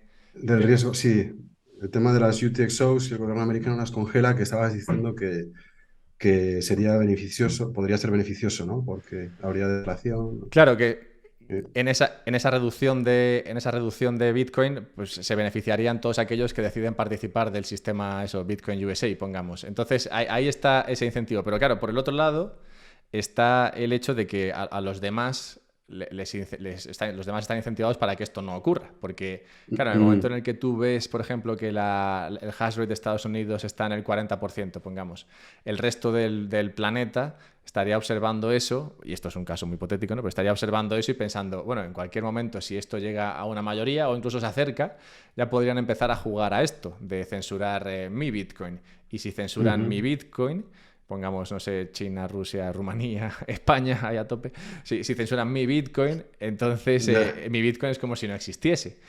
Así que estaría bastante sí, incentivado a tratar de que eso no ocurriese. sí. O sea, para mí me genera muchas preguntas, ¿no? Ese escenario. O sea, por una parte, lo que decías, para el gobierno americano sería muy beneficioso. O sea, yo si fuera, no sé, si fuera funcionario de defensa del gobierno americano, sería genial tener el control sobre el hash rate, porque tú podrías pues a tus adversarios, a Rusia, por ejemplo, ¿no? Digo, en un futuro donde Bitcoin realmente actúa como dinero generalizado, pues si tú tienes más de la mitad del hash rate, tú puedes decir, mira, estas direcciones de oligarcas rusos o de Putin o de no sé quién, las congelamos. Entonces, es un caramelo muy dulce para un gobierno. Eh, yo creo que si Bitcoin sigue creciendo, como esperamos, puede haber un hash wars, ¿no? Una guerra de hash rate, me refiero, claro, donde los gobiernos pues, se van peleando y para que haya un cierto equilibrio entre intereses, para que pues ni Canadá, ni Estados Unidos, ni Europa se hagan más con más de la mitad, pero Rusia tampoco.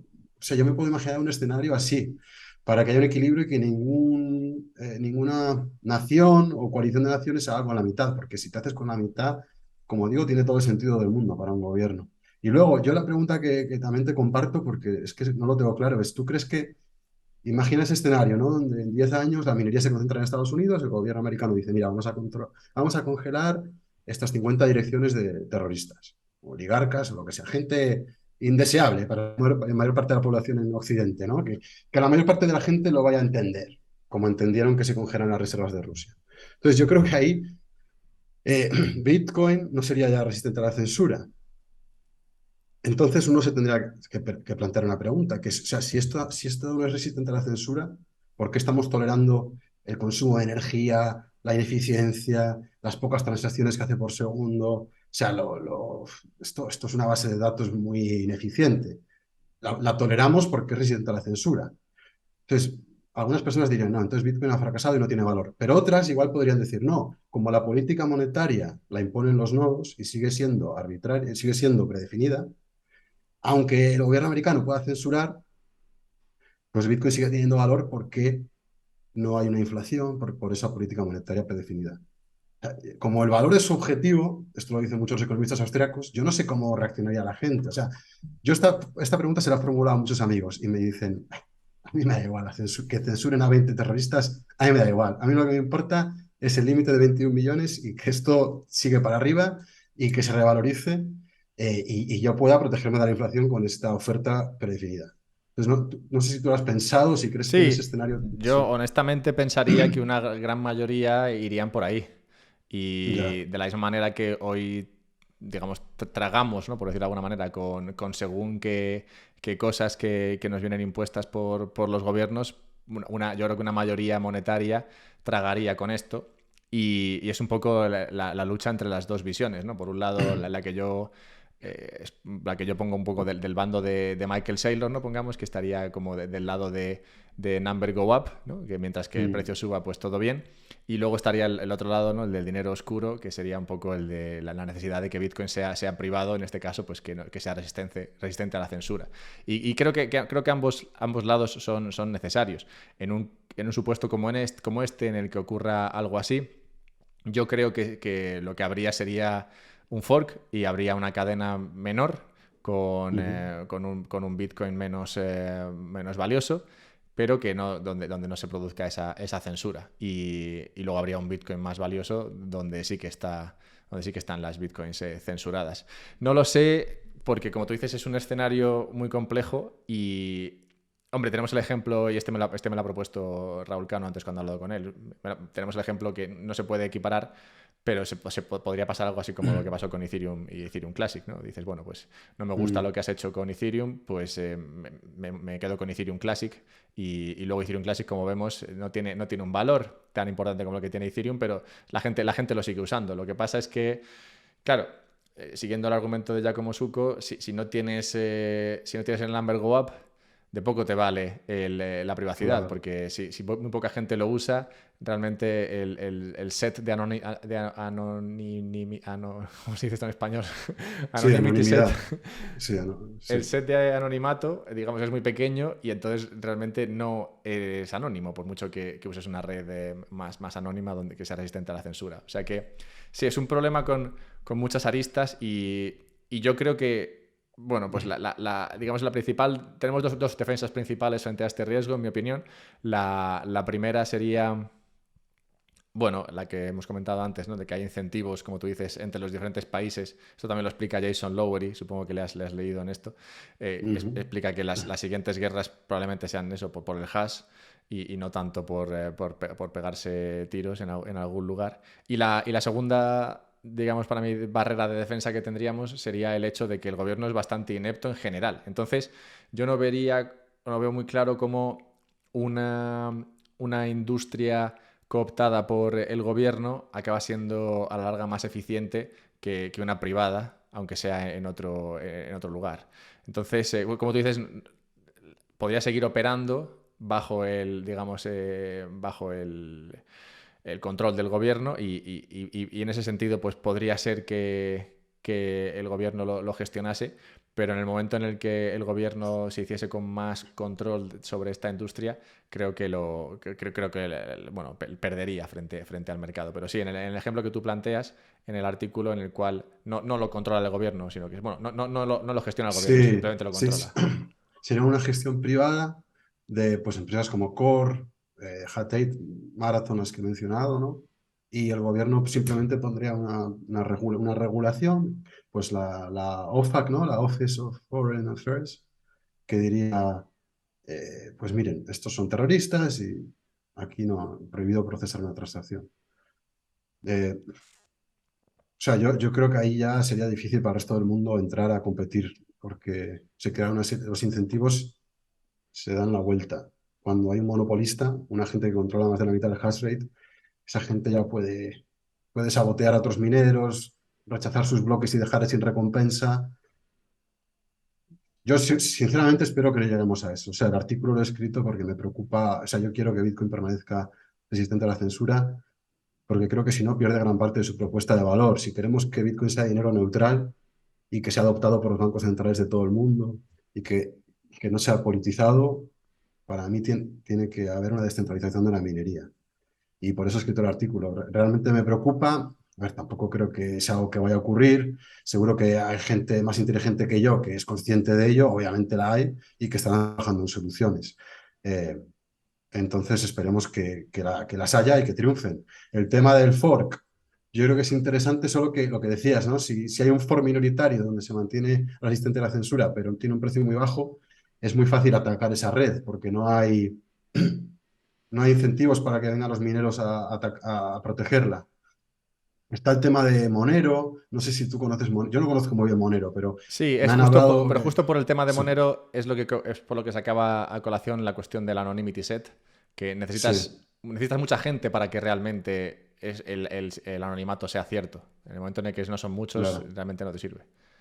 Claro, bueno, pues esperemos que no llegara a esa situación, ¿no? Esperemos que se encuentren mecanismos para distribuir Sí, la minería. por cerrarlo, pero has comentado el tema del monopolio y en teoría también esto habría que explorarlo y es que, bueno, yo tengo un artículo sobre esto, bueno, un podcast sobre esto, en el cual hablo de que los monopolios realmente nunca existen si no es por intervención gubernamental. Entonces, habría que ver, claro, en este caso, como es una industria global, cómo se gestionaría y cómo funcionaría y si realmente podría tener el control un monopolio estatal, en este caso promovido por un país en concreto frente al resto del planeta. Pero bueno, como tú dices, es una O cuestión sea, que tiene... sí, cuando hablo de monopolio, hablo más de no monopolio en términos económicos, sino en términos de la producción de bloques. Porque me refiero a que ese agente podría monopolizar la producción de bloques. Como tiene la mayoría del hash rate y produce la cadena con más trabajo, podría rechazar bloques de otros mineros, asfixiarles, dejarles sin recompensa de bloque. Y estos mineros, los pobres, pues apagarían sus operaciones porque no estarían ganando block reward, entonces no van a estar quemando electricidad para nada. O sea, pero estoy de acuerdo con tu definición de monopolio en términos económicos, que es la definición austriaca, ¿no? Que es una licencia de monopolio que otorga un Estado a una empresa, ¿no? Pero aquí hablo más de monopolio en términos de la producción de bloques cuando hay un agente que controla la mayor parte del hash rate. Un tema interesante, como dices, y además relevante porque como decía antes, en la última conferencia de Bitcoin salió a colación y se trató, pero siempre es un tema que se queda abierto porque, claro, no tenemos una bola de cristal que nos permita ver qué es lo que va a pasar. Los incentivos están ahí, los ejercicios mentales se pueden hacer, llevan al lugar al que te han llevado a ti y explicas en ese artículo. Y las posibles soluciones, bueno, teóricamente también están ahí, pero habría que ver cómo se desarrolla esto al final Sí, en un caso real. sí. Y bueno, esto toca varios. Bueno, digamos que no digo que acabe con el contenido de tu libro y de tu artículo, al revés, en el libro hay bastantes cosas más, pero quiero recuperar contigo algo que tratamos en la primera conversación que tuvimos, que era el mercado, y además engancharlo con la valoración de Bitcoin. Pues Bitcoin como activo es un activo invertible y vive dentro del universo de inversión. Entonces, quería, si puedes, explicarnos un poco cómo ha evolucionado la macro, la cuestión económica mundial en nuestro último año y medio. Tampoco hace falta que expliques todo porque podrías estar otra hora, pero sí, explicar un poco cómo ha evolucionado porque ya lo tratamos hace 1 o 2 años y es curioso, ¿no? Cómo se han desarrollado las cosas y luego hablar Sí. de cómo valorar Bitcoin en este escenario. Sí, genial. Pues sí, porque justo lo hablábamos antes de empezar el pod, ¿no? Que de hecho yo la primera entrevista que hice, yo creo que en mi vida fue contigo, fue para tu podcast, hace 2 años, después de que escribiese el artículo este se titula Once inflation starts, it won't be contained. Una vez que la inflación comience, no será contenida. Y lo escribí en mayo, abril o mayo de 2020, creo que fue, al poco de comenzar la pandemia. Eh, y tú y yo debimos de hablar en julio, en verano de 2020, yo creo que fue. Entonces, en ese artículo exponía una serie de tesis que yo creo que a ver, yo me he equivocado muchas veces, pero precisamente en este artículo diría que no, porque lo que venía a decir y lo que tratamos en el podcast, cualquier persona que le interese puede revisitar ese podcast y hacerme saber pues si hay algo que fallé, pero yo creo que el pronóstico más o menos se ha cumplido. En ese momento dije que la masa monetaria estaba aumentando a niveles muy altos, la gente estaba absolutamente despreocupada por la inflación. De hecho, el artículo empieza con un Google Search, la mítica gráfica esta donde aparecen las búsquedas de Google de la palabra inflación, y estaba como en mínimos históricos y dije, esto no, yo creo que no va a durar mucho porque por una serie de dinámicas que explicaban en el artículo, ¿no? Y dije que como estaban imprimiendo tanto dinero, pues podíamos esperar que habría inflación y lo más importante, que no la contendrían. Y en esa entrevista me acuerdo que mencioné que yo pensaba que podíamos ver inflación alta, el 6-7%, y al momento dije eso y luego me dije, hostia, es que es bastante, ¿no? Porque ahí estaba en el 1 y tú también me lo dijiste y dijo, hostia, el 7 y ahora estamos aquí en el 10, ¿no? Entonces, y los bancos centrales no la están conteniendo. ¿Por qué dije en ese momento que no la iban a poder contener y por qué sigo pensando que no la van a poder contener? Y ojo, porque esto tiene implicaciones directas sobre el precio de Bitcoin. Muy sencillo. El sistema económico, tanto público como privado, está absolutamente apalancado. Tiene unos niveles de deuda súper elevados. Súper elevados. O sea, hablamos de deuda de los gobiernos, de deuda corporativa, deuda personal, etcétera. Está en niveles a los que no ha estado en ningún momento en la historia, pero ni antes de la Gran Depresión ha estado en estos niveles. ¿Qué ocurre? Que la última vez que tuvimos inflación alta fue en la era Volcker, en los 70 y en los 80. Y esto en el artículo que os recomiendo que visitéis, pues lo explico gráficas que se ve muy bien. En los años 70-80 la inflación subió mucho, se puso en el 14-15%. Y lo que hizo Volcker para contenerla fue subir los tipos de interés reales. Es decir, puso los tipos de interés del Banco Central por encima de la tasa de inflación. Los puso en el 18, en el 20. Y así la consiguió contener. ¿Qué ocurre? ¿Por qué pudo Volcker hacer eso? Pues porque en los años 70-80 la deuda estaba en torno al 40-50% del PIB. ¿Qué ocurre hoy en día? Que la deuda está pues, en el 150% o más, dependiendo de dónde miremos. Y por eso vemos lo que vemos. Que vemos la inflación en el 10% y los tipos de interés en Europa yo creo que están en el 1, 1,5 y en Estados Unidos en 3,75, 4 creo. Entonces, esto es una tomadura de pelo. O sea, si tú quieres contener la inflación, agarras y haces lo que hizo Volcker. Pones los tipos en el 12, lo pones 2 o 3 puntos por encima de la inflación. ¿Qué pasa? Que como la deuda es alta, si el Banco Central hace esto, y me da igual que sea el americano, el europeo o el británico, colapsa todo. O sea, aquí nadie puede pagar la hipoteca, los fondos de pensiones quiebran, el gobierno no puede financiarse, los bancos se descapitalizan, porque al final si la gente no paga sus préstamos, pues el banco se vuelve insolvente y la última vez que los bancos se volvieron insolventes ya los rescatamos con dinero público. Pero ¿qué pasa? Que es que ahora mismo la deuda pública está por los aires. Entonces, ¿qué vamos a crear?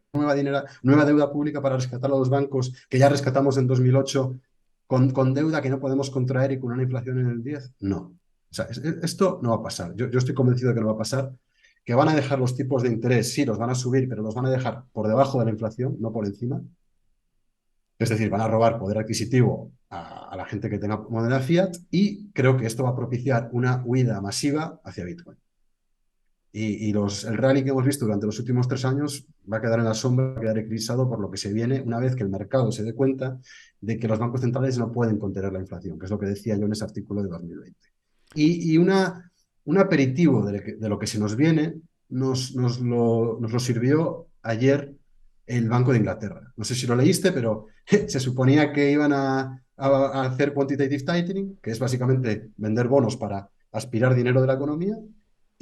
Tenían una rueda de prensa en 2 días para anunciar eso y ha habido tal colapso de la deuda pública inglesa que han cancelado esa rueda de prensa y han dicho, no, no, no, que era broma, que vamos a volver a arrancar la máquina de imprimir porque esto si no revienta. Ese giro, esa capitulación, ese giro de 180 grados, creo que lo vamos a ver en otros bancos centrales. Sí, es muy... No dejamos en el tiempo. Sí. Fue muy, digamos, icónico ese momento porque Sí. creo que todos, bueno, siempre, la economía siempre gira en torno a Estados Unidos, bueno, al menos siempre, los últimos 100 años, ponle. Y entonces siempre se habla de cuándo Estados Unidos se dará la vuelta, ¿no? Cuándo Estados Unidos dejará de apretar tratando de subir tipos que, bueno, no digo que esté a la cabeza, pero de las economías occidentales sí que es la que está a la cabeza Sí. en las subidas de tipos. Entonces siempre se habla de, bueno, ¿cuándo Estados Unidos dirá, vale, ya no puedo subir más y tenga que empezar a darse la vuelta? Y bueno, es verdad que sigue empujando y lleva, pues creo que ha sido un año, ¿no? Lo que lleva subiendo tipos. No obstante, Sí. claro, todos partimos de esa base, de que los bancos centrales no van a poder empujar eso hasta los niveles, como tú dices, suficientes para atacar realmente la inflación y que antes o después se darán la vuelta. Pero entonces, claro, luego llega Inglaterra, que yo creo que nadie le estaba prestando demasiada atención y plantean lo mismo, sí, vamos a empujar los tipos para tratar de reducir la inflación y inmediatamente se tienen que dar la vuelta. Salió un comentario de, creo que fue Lynn Alden, hablando de, no sé qué, era muy gracioso el tweet porque era algo así como recapitulación del tightening, ¿no? De la contracción de deuda inglesa de 2022 a 2022, porque fue un periodo de básicamente, claro, nada, cero, y nació y murió el mismo día. Entonces Sí. lo estamos viendo y además nos juntamos con otra cuestión que no sé si quieres también comentar, que es el tema energético. Y es que estoy viendo en Alemania, en Inglaterra también, que no sé si también habrá influido, el hecho de que se están poniendo bueno, cotas a los precios energéticos, lo cual no significa, claro, que tú pagues menos. Tú pagas lo mismo, solo que el Estado imprime dinero para pagar la diferencia y que al consumidor no le llegue, digamos, la hostia de lo que está el precio de la energía por políticas que, bueno, no vamos a debatir ahora. Pero sí, esto es también un dinero que hay que sacar de algún sitio. Y de ese sitio no va a ser, claro, los impuestos, porque eso está más que gastado. Mm. Sí, o sea, yo el tema del mercado energético, la verdad que no es algo que controle. A nivel europeo, lo que entiendo es que, a ver, sí, lo que tú dices, si pones límites de precios, lo que vas a hacer va a ser restringir la oferta de la inversión. O sea, esto es algo básico de economía, ¿no? Entonces, sí que es preocupante. Al mismo tiempo, claro, si les han cerrado el grifo a los alemanes, pues de alguna manera tienen que repartir la poca energía que tengan. Tendrán que decidir, pues, para que la gente no se muera de frío, eh, dar un dinero a las familias, elegir qué industrias.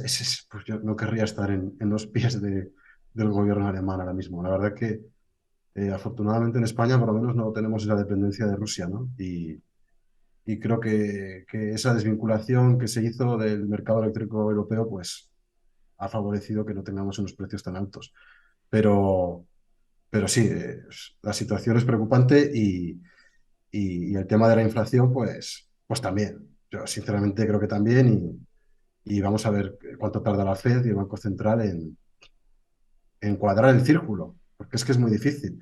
O sacrificas la moneda o si sacrificas la moneda mantienes estable la economía, pero claro, si atacas la inflación, puede que se te caiga todo el castillo de naipes. De nuevo, yo no quería estar en los pies de un banquero central ahora mismo de Europa o Estados Unidos. Es que es muy complicado saber qué hacer. Yo creo que ahora intentar hacer algo intermedio y engañar a la población, que en eso son maestros, y decir, no, vamos a dejar la inflación en el 3 y los tipos los vamos a subir, pero o sea, yo creo que van a intentar el objetivo de inflación subirlo del 2, intentar crecimiento económico en el futuro para que baje la deuda, que es lo primordial. La política monetaria para mí está subordinada al mercado crediticio. Y cuando veamos picos como lo que vimos del Banco de Inglaterra, cuando vemos desorden en el mercado crediticio, ya sea en los bonos públicos o corporativos, ahí el Banco Central entra,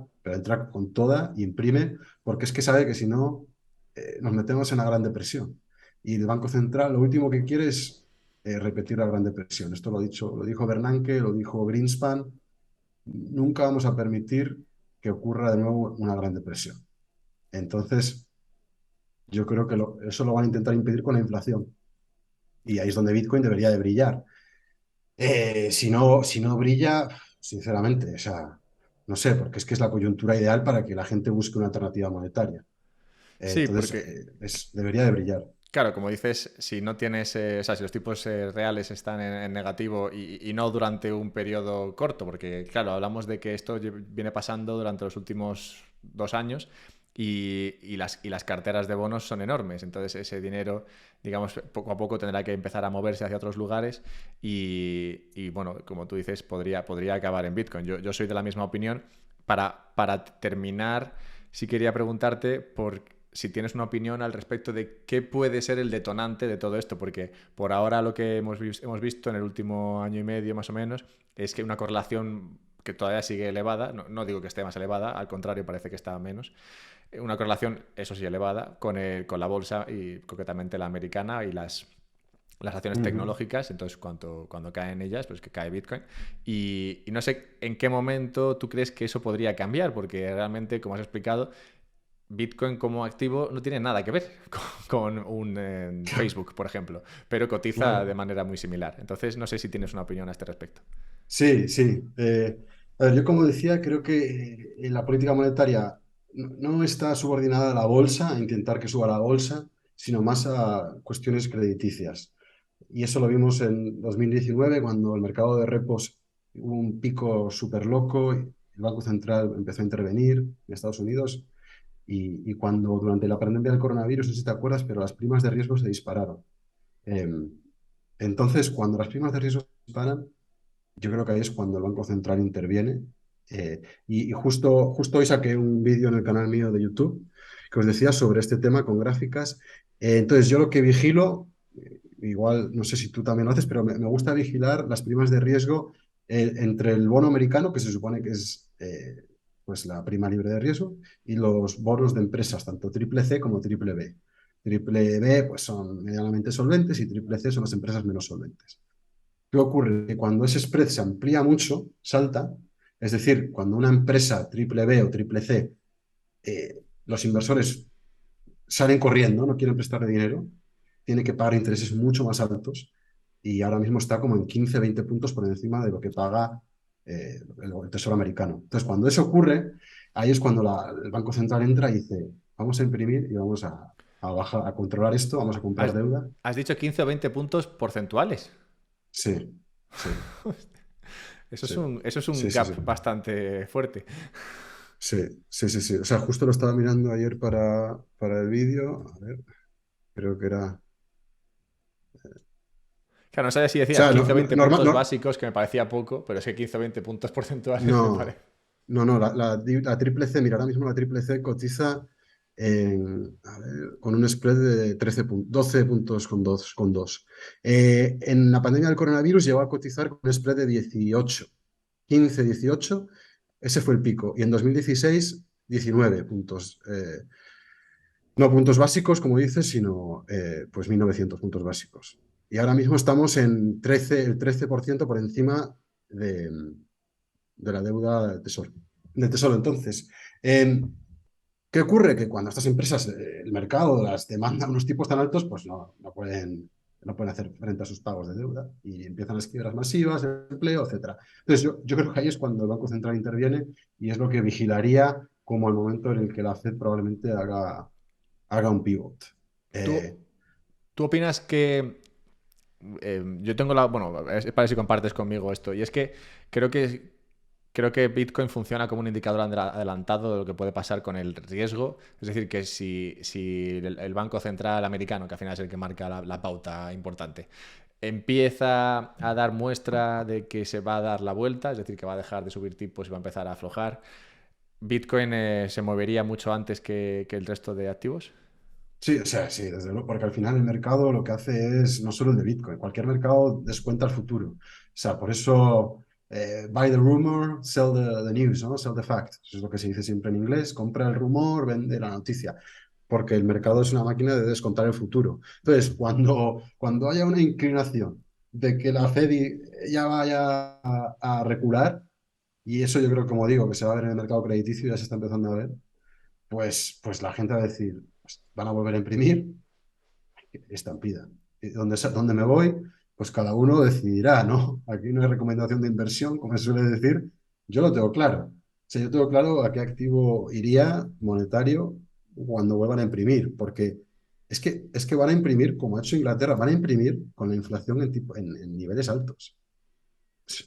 Entonces, lo van a tener que hacer para evitar un colapso económico y financiero. Entonces, pues sí, yo creo que lo que el mercado va a hacer va a ser, como dices tú, anticipar o descontar ese momento en el que la Reserva Federal vuelva a imprimir.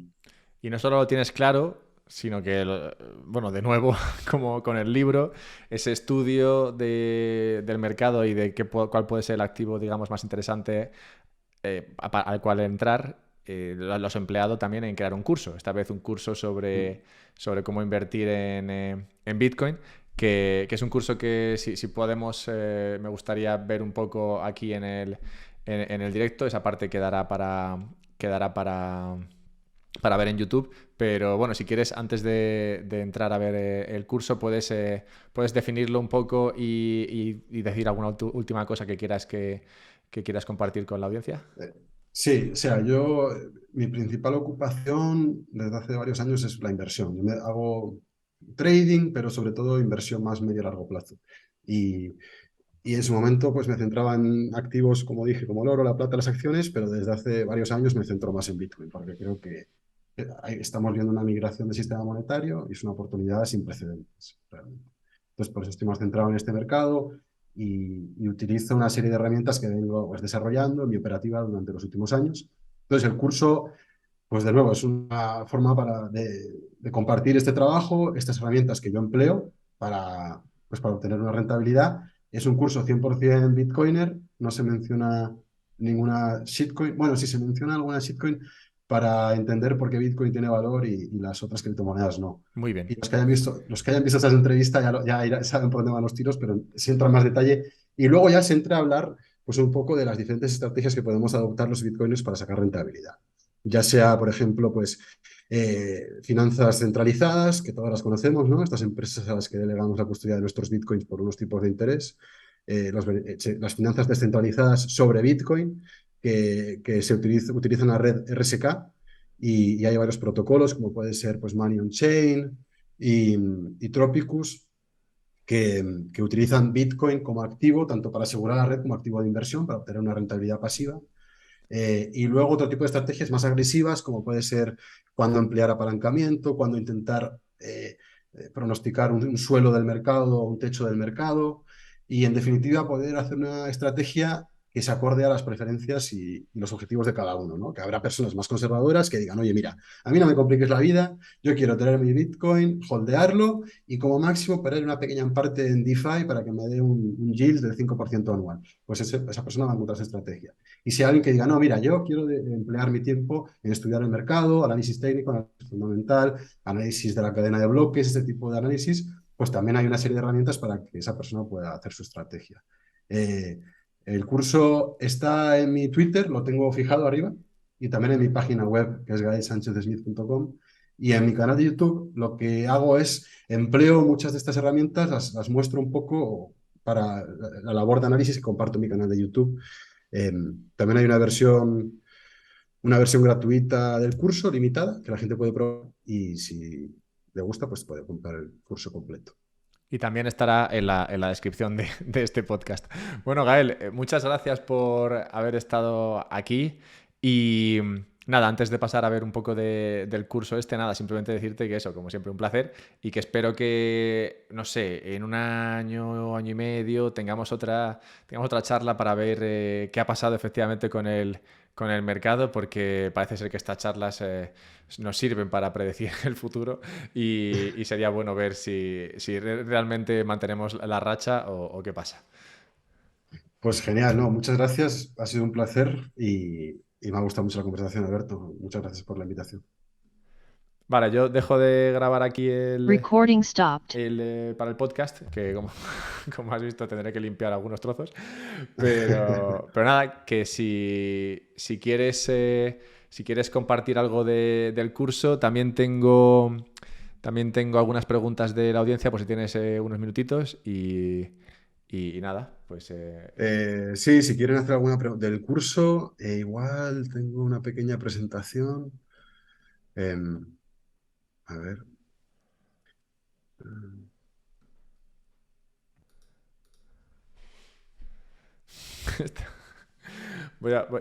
la gente... A mí, sí, si hay alguna pregunta, la verdad que se me olvidaba que estamos en vivo, la verdad. Sí, sí, no, ya Nunca tranquilo. había hecho un Twitch de estos. A Pero ver, si hay mira, alguna tengo una pregunta, pregunta que adelante. te voy a hacer porque el chico que le ha preguntado se ha tenido que ir y me la ha dejado aquí como deberes. Y mientras tanto vas gestionando lo del curso. Es una pregunta sobre los incentivos a raíz de la cuestión del 51% y preguntaba que cuál sería el incentivo de las empresas mineras, en este caso yo creo americanas, de tragar, ¿no? O de colaborar con el gobierno, porque él asume que si centralizas Bitcoin, el precio, digamos, o Bitcoin como activo será menos atractivo y el precio se podría ir a cero. Entonces, ¿dónde estaría el incentivo para estas empresas de colaborar cuando sabrían, o en su opinión sabrían, que el colaborar reduciría el atractivo de Bitcoin?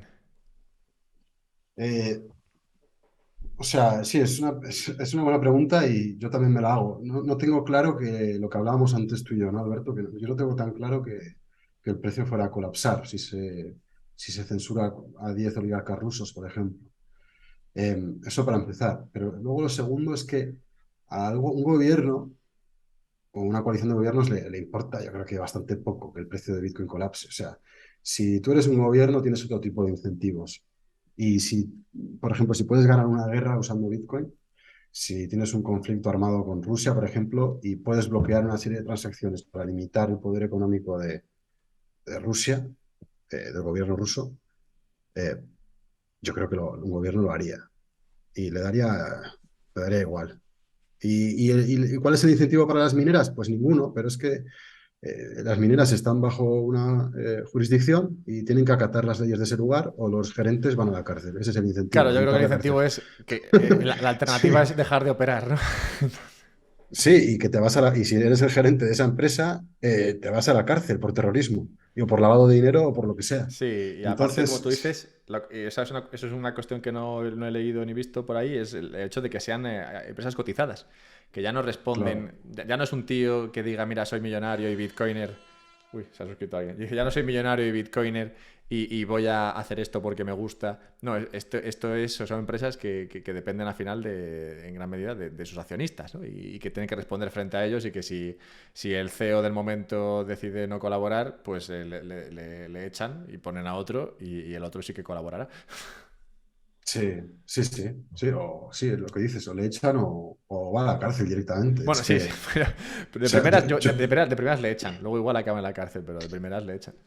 sí, es porque es que cuando hablamos de cuestiones de seguridad nacional, los gobiernos no se andan con tonterías en general. Eh, y la pregunta podría desarrollarse mucho más, que es lo que hago en el artículo, y si es para salvar vidas, para prevenir un ataque terrorista, igual incluso la mayoría de bitcoiners también podrían defender la censura. O sea, no sé si la mayoría, pero muchos, ¿no? Podrían decir, oye, mira, que si congelamos estas UTXOs, prevenimos este ataque, esta brutal agresión y prevenimos la muerte de 50.000 civiles inocentes, pues igual incluso gente como Adam Back o Nick Szabo dirían, oye, pues sí, que se censure. Sí, Entonces, de hecho, yo conocí a Dan Back el otro día y yo creo que mm, estaría por la labor. Le veo ah, bastante, sí. le veo bastante también motivado por el Number Go Up. Ya, sí, tuitea mucho sobre eso. Sí, es que es muy day trader el tío. Es curioso. Bueno, es muy day Y trader el tío. qué bueno. ¿Y dónde le conociste? Eso ¿En una ahí compañía? en la de Honey Badger Qué buena. y nada, tuve suerte que, bueno, es un tío muy approachable, ¿no? O sea, que enseguida se acerca y estábamos en una fiesta y según entró le dije dos tonterías. Es como quien entra a una en una fiesta, ¿no? Y se quedó ahí conmigo y con el grupo en el que estaba, pues hablando de todo durante, pues yo qué sé, igual estuvo ahí pues casi 3 cuartos de hora sin moverse, ¿sabes? Puso la mochila en el suelo, aparcó ahí, ¿sabes? Qué bueno, Y ahí estaba el tío. También qué el bien. cachondo iba con solo tenía una sudadera y encima se la habían regalado de otra empresa. Y es todo lo que tenía, una sudadera y con eso iba, bastante Pues a ver si desarrapado. a ver si le invitas a tu podcast, hombre, y le preguntas esta cuestión de la minería. Me encantaría saber Pu- qué solución Pues mira, propondría él. él sí que proponía una. Mm, No la he comentado porque, como he dicho, era una solución así que habría que hacer cambios importantes en cuanto al consenso, pero bueno, que la propone como algo que se podría hacer y es lo de no permitir a los mineros elegir las transacciones, sino que las transacciones entren en función de lo que se pague por comisión y que no haya un proceso de mm, decisión. Entonces, si se pagan, si hay 10 y pueden entrar 9 pues las 9 que más pagan entran y ya está. Entonces, así claro, te evitas ese claro. problema. Sí, y eso sería un hard fork, supongo, ¿no? O sea, Claro, sería. Sí. ese es el problema, Y, ¿no? Pero, a ya. ver, se lo pregunté y el tío, pues, a ver, realmente tuvo una respuesta, imagino que se lo han preguntado 80 veces, ¿no? Entonces, habrá respondido esto 1000 veces y entonces el tío parecía, bueno, pues digamos, calmado a la hora de comentarlo bueno, su opinión era, mira, esto pues sí es un problema, pero es el típico problema que si realmente se empieza a acercar, pues que se podría poner de acuerdo a la gente, ¿no? Sobre la importancia de este cambio. El problema Ujú. está en eso, ¿eh? Si la gente se pondría de acuerdo, porque Bitcoin se osifica y creo que es bueno eso, pero claro, en el momento de necesitar algo así, no sé si nos pondríamos de acuerdo. Claro, es que sí, además, osificar quiere decir, si pues que no se podría hacer este tipo de cambios, ¿no? Claro, digo Tan que como sí, drásticos. que se osifica y creo que es Mm, bueno, porque no es mm, bueno que se pueda cambiar, pero en algunos momentos igual sí que quieres cambiar, como por ejemplo, creo que es en 2100, ¿no? Cuando hay un lo del tema del año 2000. Hay un problema con ujú. eso también y hay que cambiar algo en el protocolo. Bueno, hay que cambiar algo en un montón de cosas, pero también en el protocolo de Bitcoin hay que cambiar algo para que siga funcionando. Entonces, bueno, se entiende que si en 2100 estamos todos aquí súper bitcoinizados, pues bueno, diremos, oye, hay que arreglar este tema, chicos. Habrá que... Ya, ya. El tema es que, claro, si se censura por una cuestión sobre la que no hay consenso, si la Claro, censura es notoriamente injusta, esto es es un concepto muy subjetivo, pero si es algo que todos vemos que es injusto, vale. Pero si es algo que hay matices, ¿no? Que dices, hostia, que aquí estamos evitando un ataque terrorista o una agresión de un estado a otro. Igual Adam Back dice, oye, no, vamos a hacer esto para que las transacciones entren solas. Y la gente dice, no, que no, que queremos que haya censura para que no maten a la ciudad de no bombardeen Kharkov, por ejemplo, o lo que sea en el futuro, ¿no? Eh, entonces, en el artículo, ¿no? Me imagino, la última parte habla un poco de eso, que es muy difícil obtener un consenso social sobre cuestiones éticas sí. y normativas, porque cada uno tenemos nuestra propia moral y no nos ponemos de acuerdo en Sí, nada. yo creo que por eso la clave está en eso, en que no sea censurable, pero Claro, claro, claro. porque es eso, siempre hay maneras de presentar estas cosas. Esto me recuerda un poco a una entrevista que escuché el otro día sobre, bueno, era con un político canadiense y hablaba de que este año, o sea, en lo que llevan los últimos 2 años, han hecho tantas, ¿cómo se dice esto en español? Polls, bueno, bueno, que han preguntado a la sociedad, han hecho tantas preguntas a la sociedad, digamos, como en toda la historia de la democracia en Canadá, y son preguntas que hacen a la sociedad como para, bueno, pues para, digamos, mejorar la democracia o enterarse a ver de qué opina la gente sobre según qué temas, pero claro, en cómo planteas tú las preguntas está la respuesta que tú quieres. Porque, claro, si Claro, tú claro. dices, ¿queréis censurar a estos terroristas que están matando a personas en este país? Mm, Entonces la gente dirá, sí, claro, hay que censurar. Pero si claro, te lo plantean de otra manera, en plan, ¿quieres que Bitcoin sea censurable? Entonces igual dices, oye, pues no, ¿sabes? sí, sí, totalmente de acuerdo. Lo importante es que no exista esa posibilidad, que no tengamos que llegar a eso. Pero bueno, esperemos que Ya lo que no, no veremos. se siga centralizando la minería, sí. Antes de que mueras de agotamiento, ¿quieres enseñar algo del curso mientras miro a ver si veo Eh, alguna otra cosa? vale, esto, A ver, a ver si puedo, puedes compartir puedo si quieres. compartir, ¿no? A ver, compartir pantalla. Sí, venga, ¿se ve? A ver. Sí, espera, lo arreglo. Se ve, se ve. Un momento. Sí, ya está. Vale, pues voy a repasarlo, no me voy a detener demasiado, que ya llevamos un rato, pero para que quien quiera, si queda alguna pregunta sobre el curso, pues la gente me puede contactar siempre por Twitter. Entonces, el curso, creo que hay un nuevo paradigma monetario, que es Bitcoin, y esto va sobre cómo invertir, ¿no? Tanto para gente que nunca ha invertido como gente que ya tiene Bitcoin y quiere obtener más rentabilidad. Bueno, esto sobre mí, yo creo que Ese eres lo tú. hemos hablado. Sí. Como decía, va dirigido a gente que ya tiene Bitcoin, como gente que está pensando en invertir, como quizá pues instituciones. Y los objetivos del curso son entender el valor, eh, generar rentabilidad en Bitcoin, diferentes estrategias, análisis del precio y cómo definir una estrategia de inversión. Son los 4 objetivos. Este es el índice. Son 10 apartados con vídeos cortitos para cada subapartado. Entonces, en el primer apartado hablo de por qué se crea Bitcoin, es una buena inversión, por qué creo que es una buena inversión, las propiedades financieras y por qué Bitcoin y no las shitcoins. En el segundo, para la gente que nunca ha comprado Bitcoin, pues dónde pueden comprar y las opciones tanto KYC como no KYC y cuándo comprar, las diferentes estrategias para saber cuándo comprar. Si uno ha comprado una, hace DCA, intenta hacer timing de mercado. Luego, el apartado 3 se pasan a estudiar las diferentes estrategias de inversión que una persona que ya tiene Bitcoin puede aplicar. Por ejemplo, pues holdear, que es la más conservadora, compras y te olvidas, meter una parte en finanzas centralizadas o finanzas descentralizadas, sobre RSK, Liquid, etcétera. Usar apalancamiento o valorar activos en Bitcoin. Es pensar en cuándo podemos convertir nuestros Bitcoin a otro tipo de activos y viceversa. Aquí hay una introducción de mercados financieros para, para entender bien la dinámica del mercado, qué es el fenómeno de un mercado y cómo trabajar en él. Luego, el análisis macro de Bitcoin, que es como ver la gran foto, las grandes tendencias y cómo identificar dónde nos encontramos en el gran recorrido que lleva Bitcoin hasta ahora y determinar la acción más probable en el largo plazo. Estas son las herramientas que paso a explicar. En el análisis micro, pues es para la gente que quiere una implicación más activa en el mercado, de intentar adivinar cuándo hay techos, cuándo hay suelos, mediante una serie de indicadores, tanto de sentimiento, de acumulación, distribución, de fundamentales y estadísticos. En el séptimo, explico el análisis técnico aplicado a Bitcoin, que yo creo que es una herramienta muy, muy importante, muy valiosa.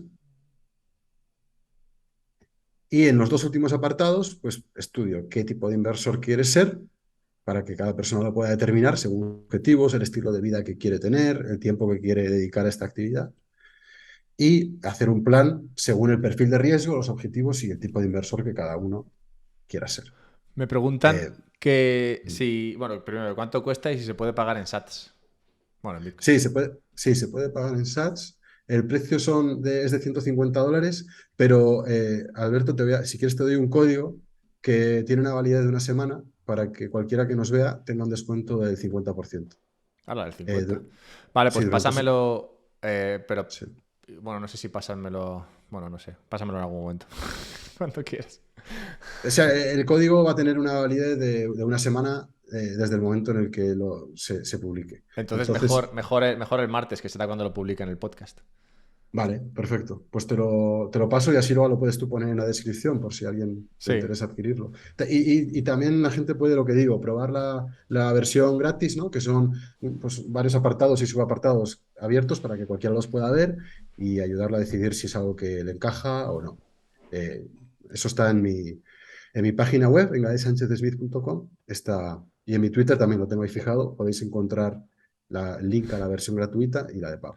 Dice que les parece bien lo del martes, dice, porque así ya habrán cobrado la nómina a final de mes. Porque justo coincide ahora. Me preguntaba otro, porque has comentado lo de RSK, y me preguntaba alguien, ¿cómo era la pregunta? A ver un momento. Es un poco, bueno, a mí me ha parecido un poco técnica, pero dice RSK, literal, RSK ya permite peg in, peg out a direcciones Segwit. Hostia, buena pregunta. Bueno, si tú lo dices, yo no tengo ni pajora idea de lo que significa esto. Sí, o sea, yo creo que a ver, juraría que sí, porque yo mismo hice el PEG hace ya, hostia, pues hace ya un año, yo creo que lo hice. Y lo hice yo creo que sí. Creo que lo hice, yo casi siempre uso Segwit, y creo que hice el PEG nativo desde una dirección Segwit. A ver, no estoy 100% seguro, pero creo que sí, que lo hice desde una dirección Segwit. Bueno, pues espero que eso Mm. responda a la pregunta. Y a ver, ¿qué más había? Vale. Ya está. Nos estaban preguntando, estaban explicando un poco lo del PEC, que no me había enterado yo de lo que era. Y Mm. has comentado lo de que tienes análisis técnico en el curso. Eso, Ujú. exactamente, hay mucha gente que el técnico no lo ve demasiado claro. ¿Eso por qué lo metiste y por qué has dicho que tú sí que lo aprecias? O sea, yo sí, o sea, para mí es como, sinceramente, yo vengo estudiando los mercados financieros desde 2007 aproximadamente. Y es como ha sido una pasión mía, lo sigue siendo. Y he leído mucho, sobre todo sobre análisis técnico, porque el análisis técnico lo que nos permite identificar es la, la línea de menos resistencia del mercado. O sea, nos permite identificar cuál es la tendencia y cuándo puede haber un giro de tendencia, mediante señales como el volumen y otro tipo de indicadores. Entonces, para mí el análisis técnico no es predecir el futuro, esto no es como la astrología, ¿no? O leer las hojas del té o lo que sea. O sea, aquí no estamos hablando de adivinar el futuro porque el futuro es incierto por definición. Lo que hablamos es de intentar leer quién tiene la fuerza, si los alcistas o los bajistas, y posicionarlos a favor pues de esa dirección. Por ejemplo, uno puede seleccionar un activo por análisis fundamental, ¿no? Uno puede estudiar una serie de empresas y decir, vale, dentro del sector pues no sé, de hidrógeno, yo voy a estudiar el balance de estas 20 empresas y me quedo con estas dos, porque creo que son las más sólidas a nivel fundamental. Y luego uno puede usar el análisis técnico para leer la gráfica e identificar señales de giro de mercado. Y yo la verdad que lo vengo usando y me va muy bien, sinceramente. Es una de las herramientas más importantes que uso y aquí lo intento explicar aplicado a Bitcoin. Vale, pues no, a mí me parece interesante también. Ya, ya, Tiene, ya. tiene mal nombre porque la gente lo usa un poco para intentar predecir el futuro en vez de para, pues eso que digo, ¿no? Identificar cambios de tendencia, breakouts, continuaciones. También sirve mucho para lo que digo aquí, gestionar el riesgo. O sea, si tú haces un análisis correcto, puedes posicionar un stop loss por debajo de un nivel en el que sabes que si el precio cae, es muy probable que siga cayendo más. Eh, Va, y esto sí. no, digo, dos preguntas, perdona, pensaba que ya has terminado. Dos preguntas para terminar. ¿Cuánto tiempo tardas más o menos en hacer el curso este? Y si luego hay, yo qué sé, posibilidad de hacerte preguntas o cosas así. Pues yo creo que son más o menos en total unas 4 horas y pico de vídeo separadas en los varios apartados. Y eh, luego lo que sí que quiero hacer es seguir añadiendo apartados al curso. Por ejemplo, ahora estoy trabajando una sección de minería para herramientas para analizar empresas mineras de Bitcoin, intentar seleccionar eh, pues cuáles son las fuertes y eso lo voy a incluir en el apartado de valorar otros activos en BTC para intentar decidir cuándo una minera está cara o barata. Y luego sobre las preguntas, pues el curso como tal no incluye, digamos, es pregrabado, ¿no? Pero yo como decía, en el canal de YouTube, que estaba bajo mi nombre, ahí publico semanalmente vídeos y siempre pues intento responder cuando hay alguna duda y hay gente que me pregunta alguna cuestión asociada al curso, pues respondo a las preguntas sin problema. Y por Twitter también, bueno, también suelo responder. Vale, pues nada, Gael, tío, un placer. Y muchas gracias por el rato que te has pasado aquí, que has dicho 1 hora y te he tenido aquí 2. Sí. No, pues Así que, se me ha pasado volando, la verdad. Así que, no, Pues muchas gracias por la invitación y gracias a todos los que estáis ahí en vivo. Gracias por escuchar y por las preguntas. Y nada, hasta la próxima, Alberto. Ha sido un placer. Te dan las gracias, dicen que eres top y la verdad es que te quieren mucho más que a mí. Te diría, dicen que vuelvas pronto. Me ha dicho uno que te hagas un Twitch. Yo te diría que no, que es una trampa, no lo hagas, porque ahora te quieren mucho, pero si te haces un Twitch luego querrán mucho más a todos los demás que a ti. Así que no te hagas un Twitch. Es mejor venir de vez en cuando así salteado y te quieren mucho más que si tienes ahí. Si te ven todos los días, luego te cogen confianza. Bueno, oye, suena bien también. ¿Estás a diario en Twitch entonces o cómo lo gestionas? Oye, Ran, ya, deja de mover el culo, hija. Están a... Me dicen que te deje el podcast a ti. Qué malos. Bueno, Bueno, pues lo pues dicho, nada, tío. Que un placer. Bueno, y te bueno, veo. No sé quién estará en Madrid de los que están escuchando, pero te veo la semana que viene en Madrid, sí, que tenemos el evento ese. Y creo que sí. te he tenido aquí 2 horas porque en el evento creo que vas a poder hablar 10 minutos. Así que Sí, he visto muchos invitados. Bueno, genial, pues con ganas de conocernos en persona, tío. sí, nos vemos la semana que viene. Venga, anda, un abrazo. Vale, un abrazo, chao, hasta luego.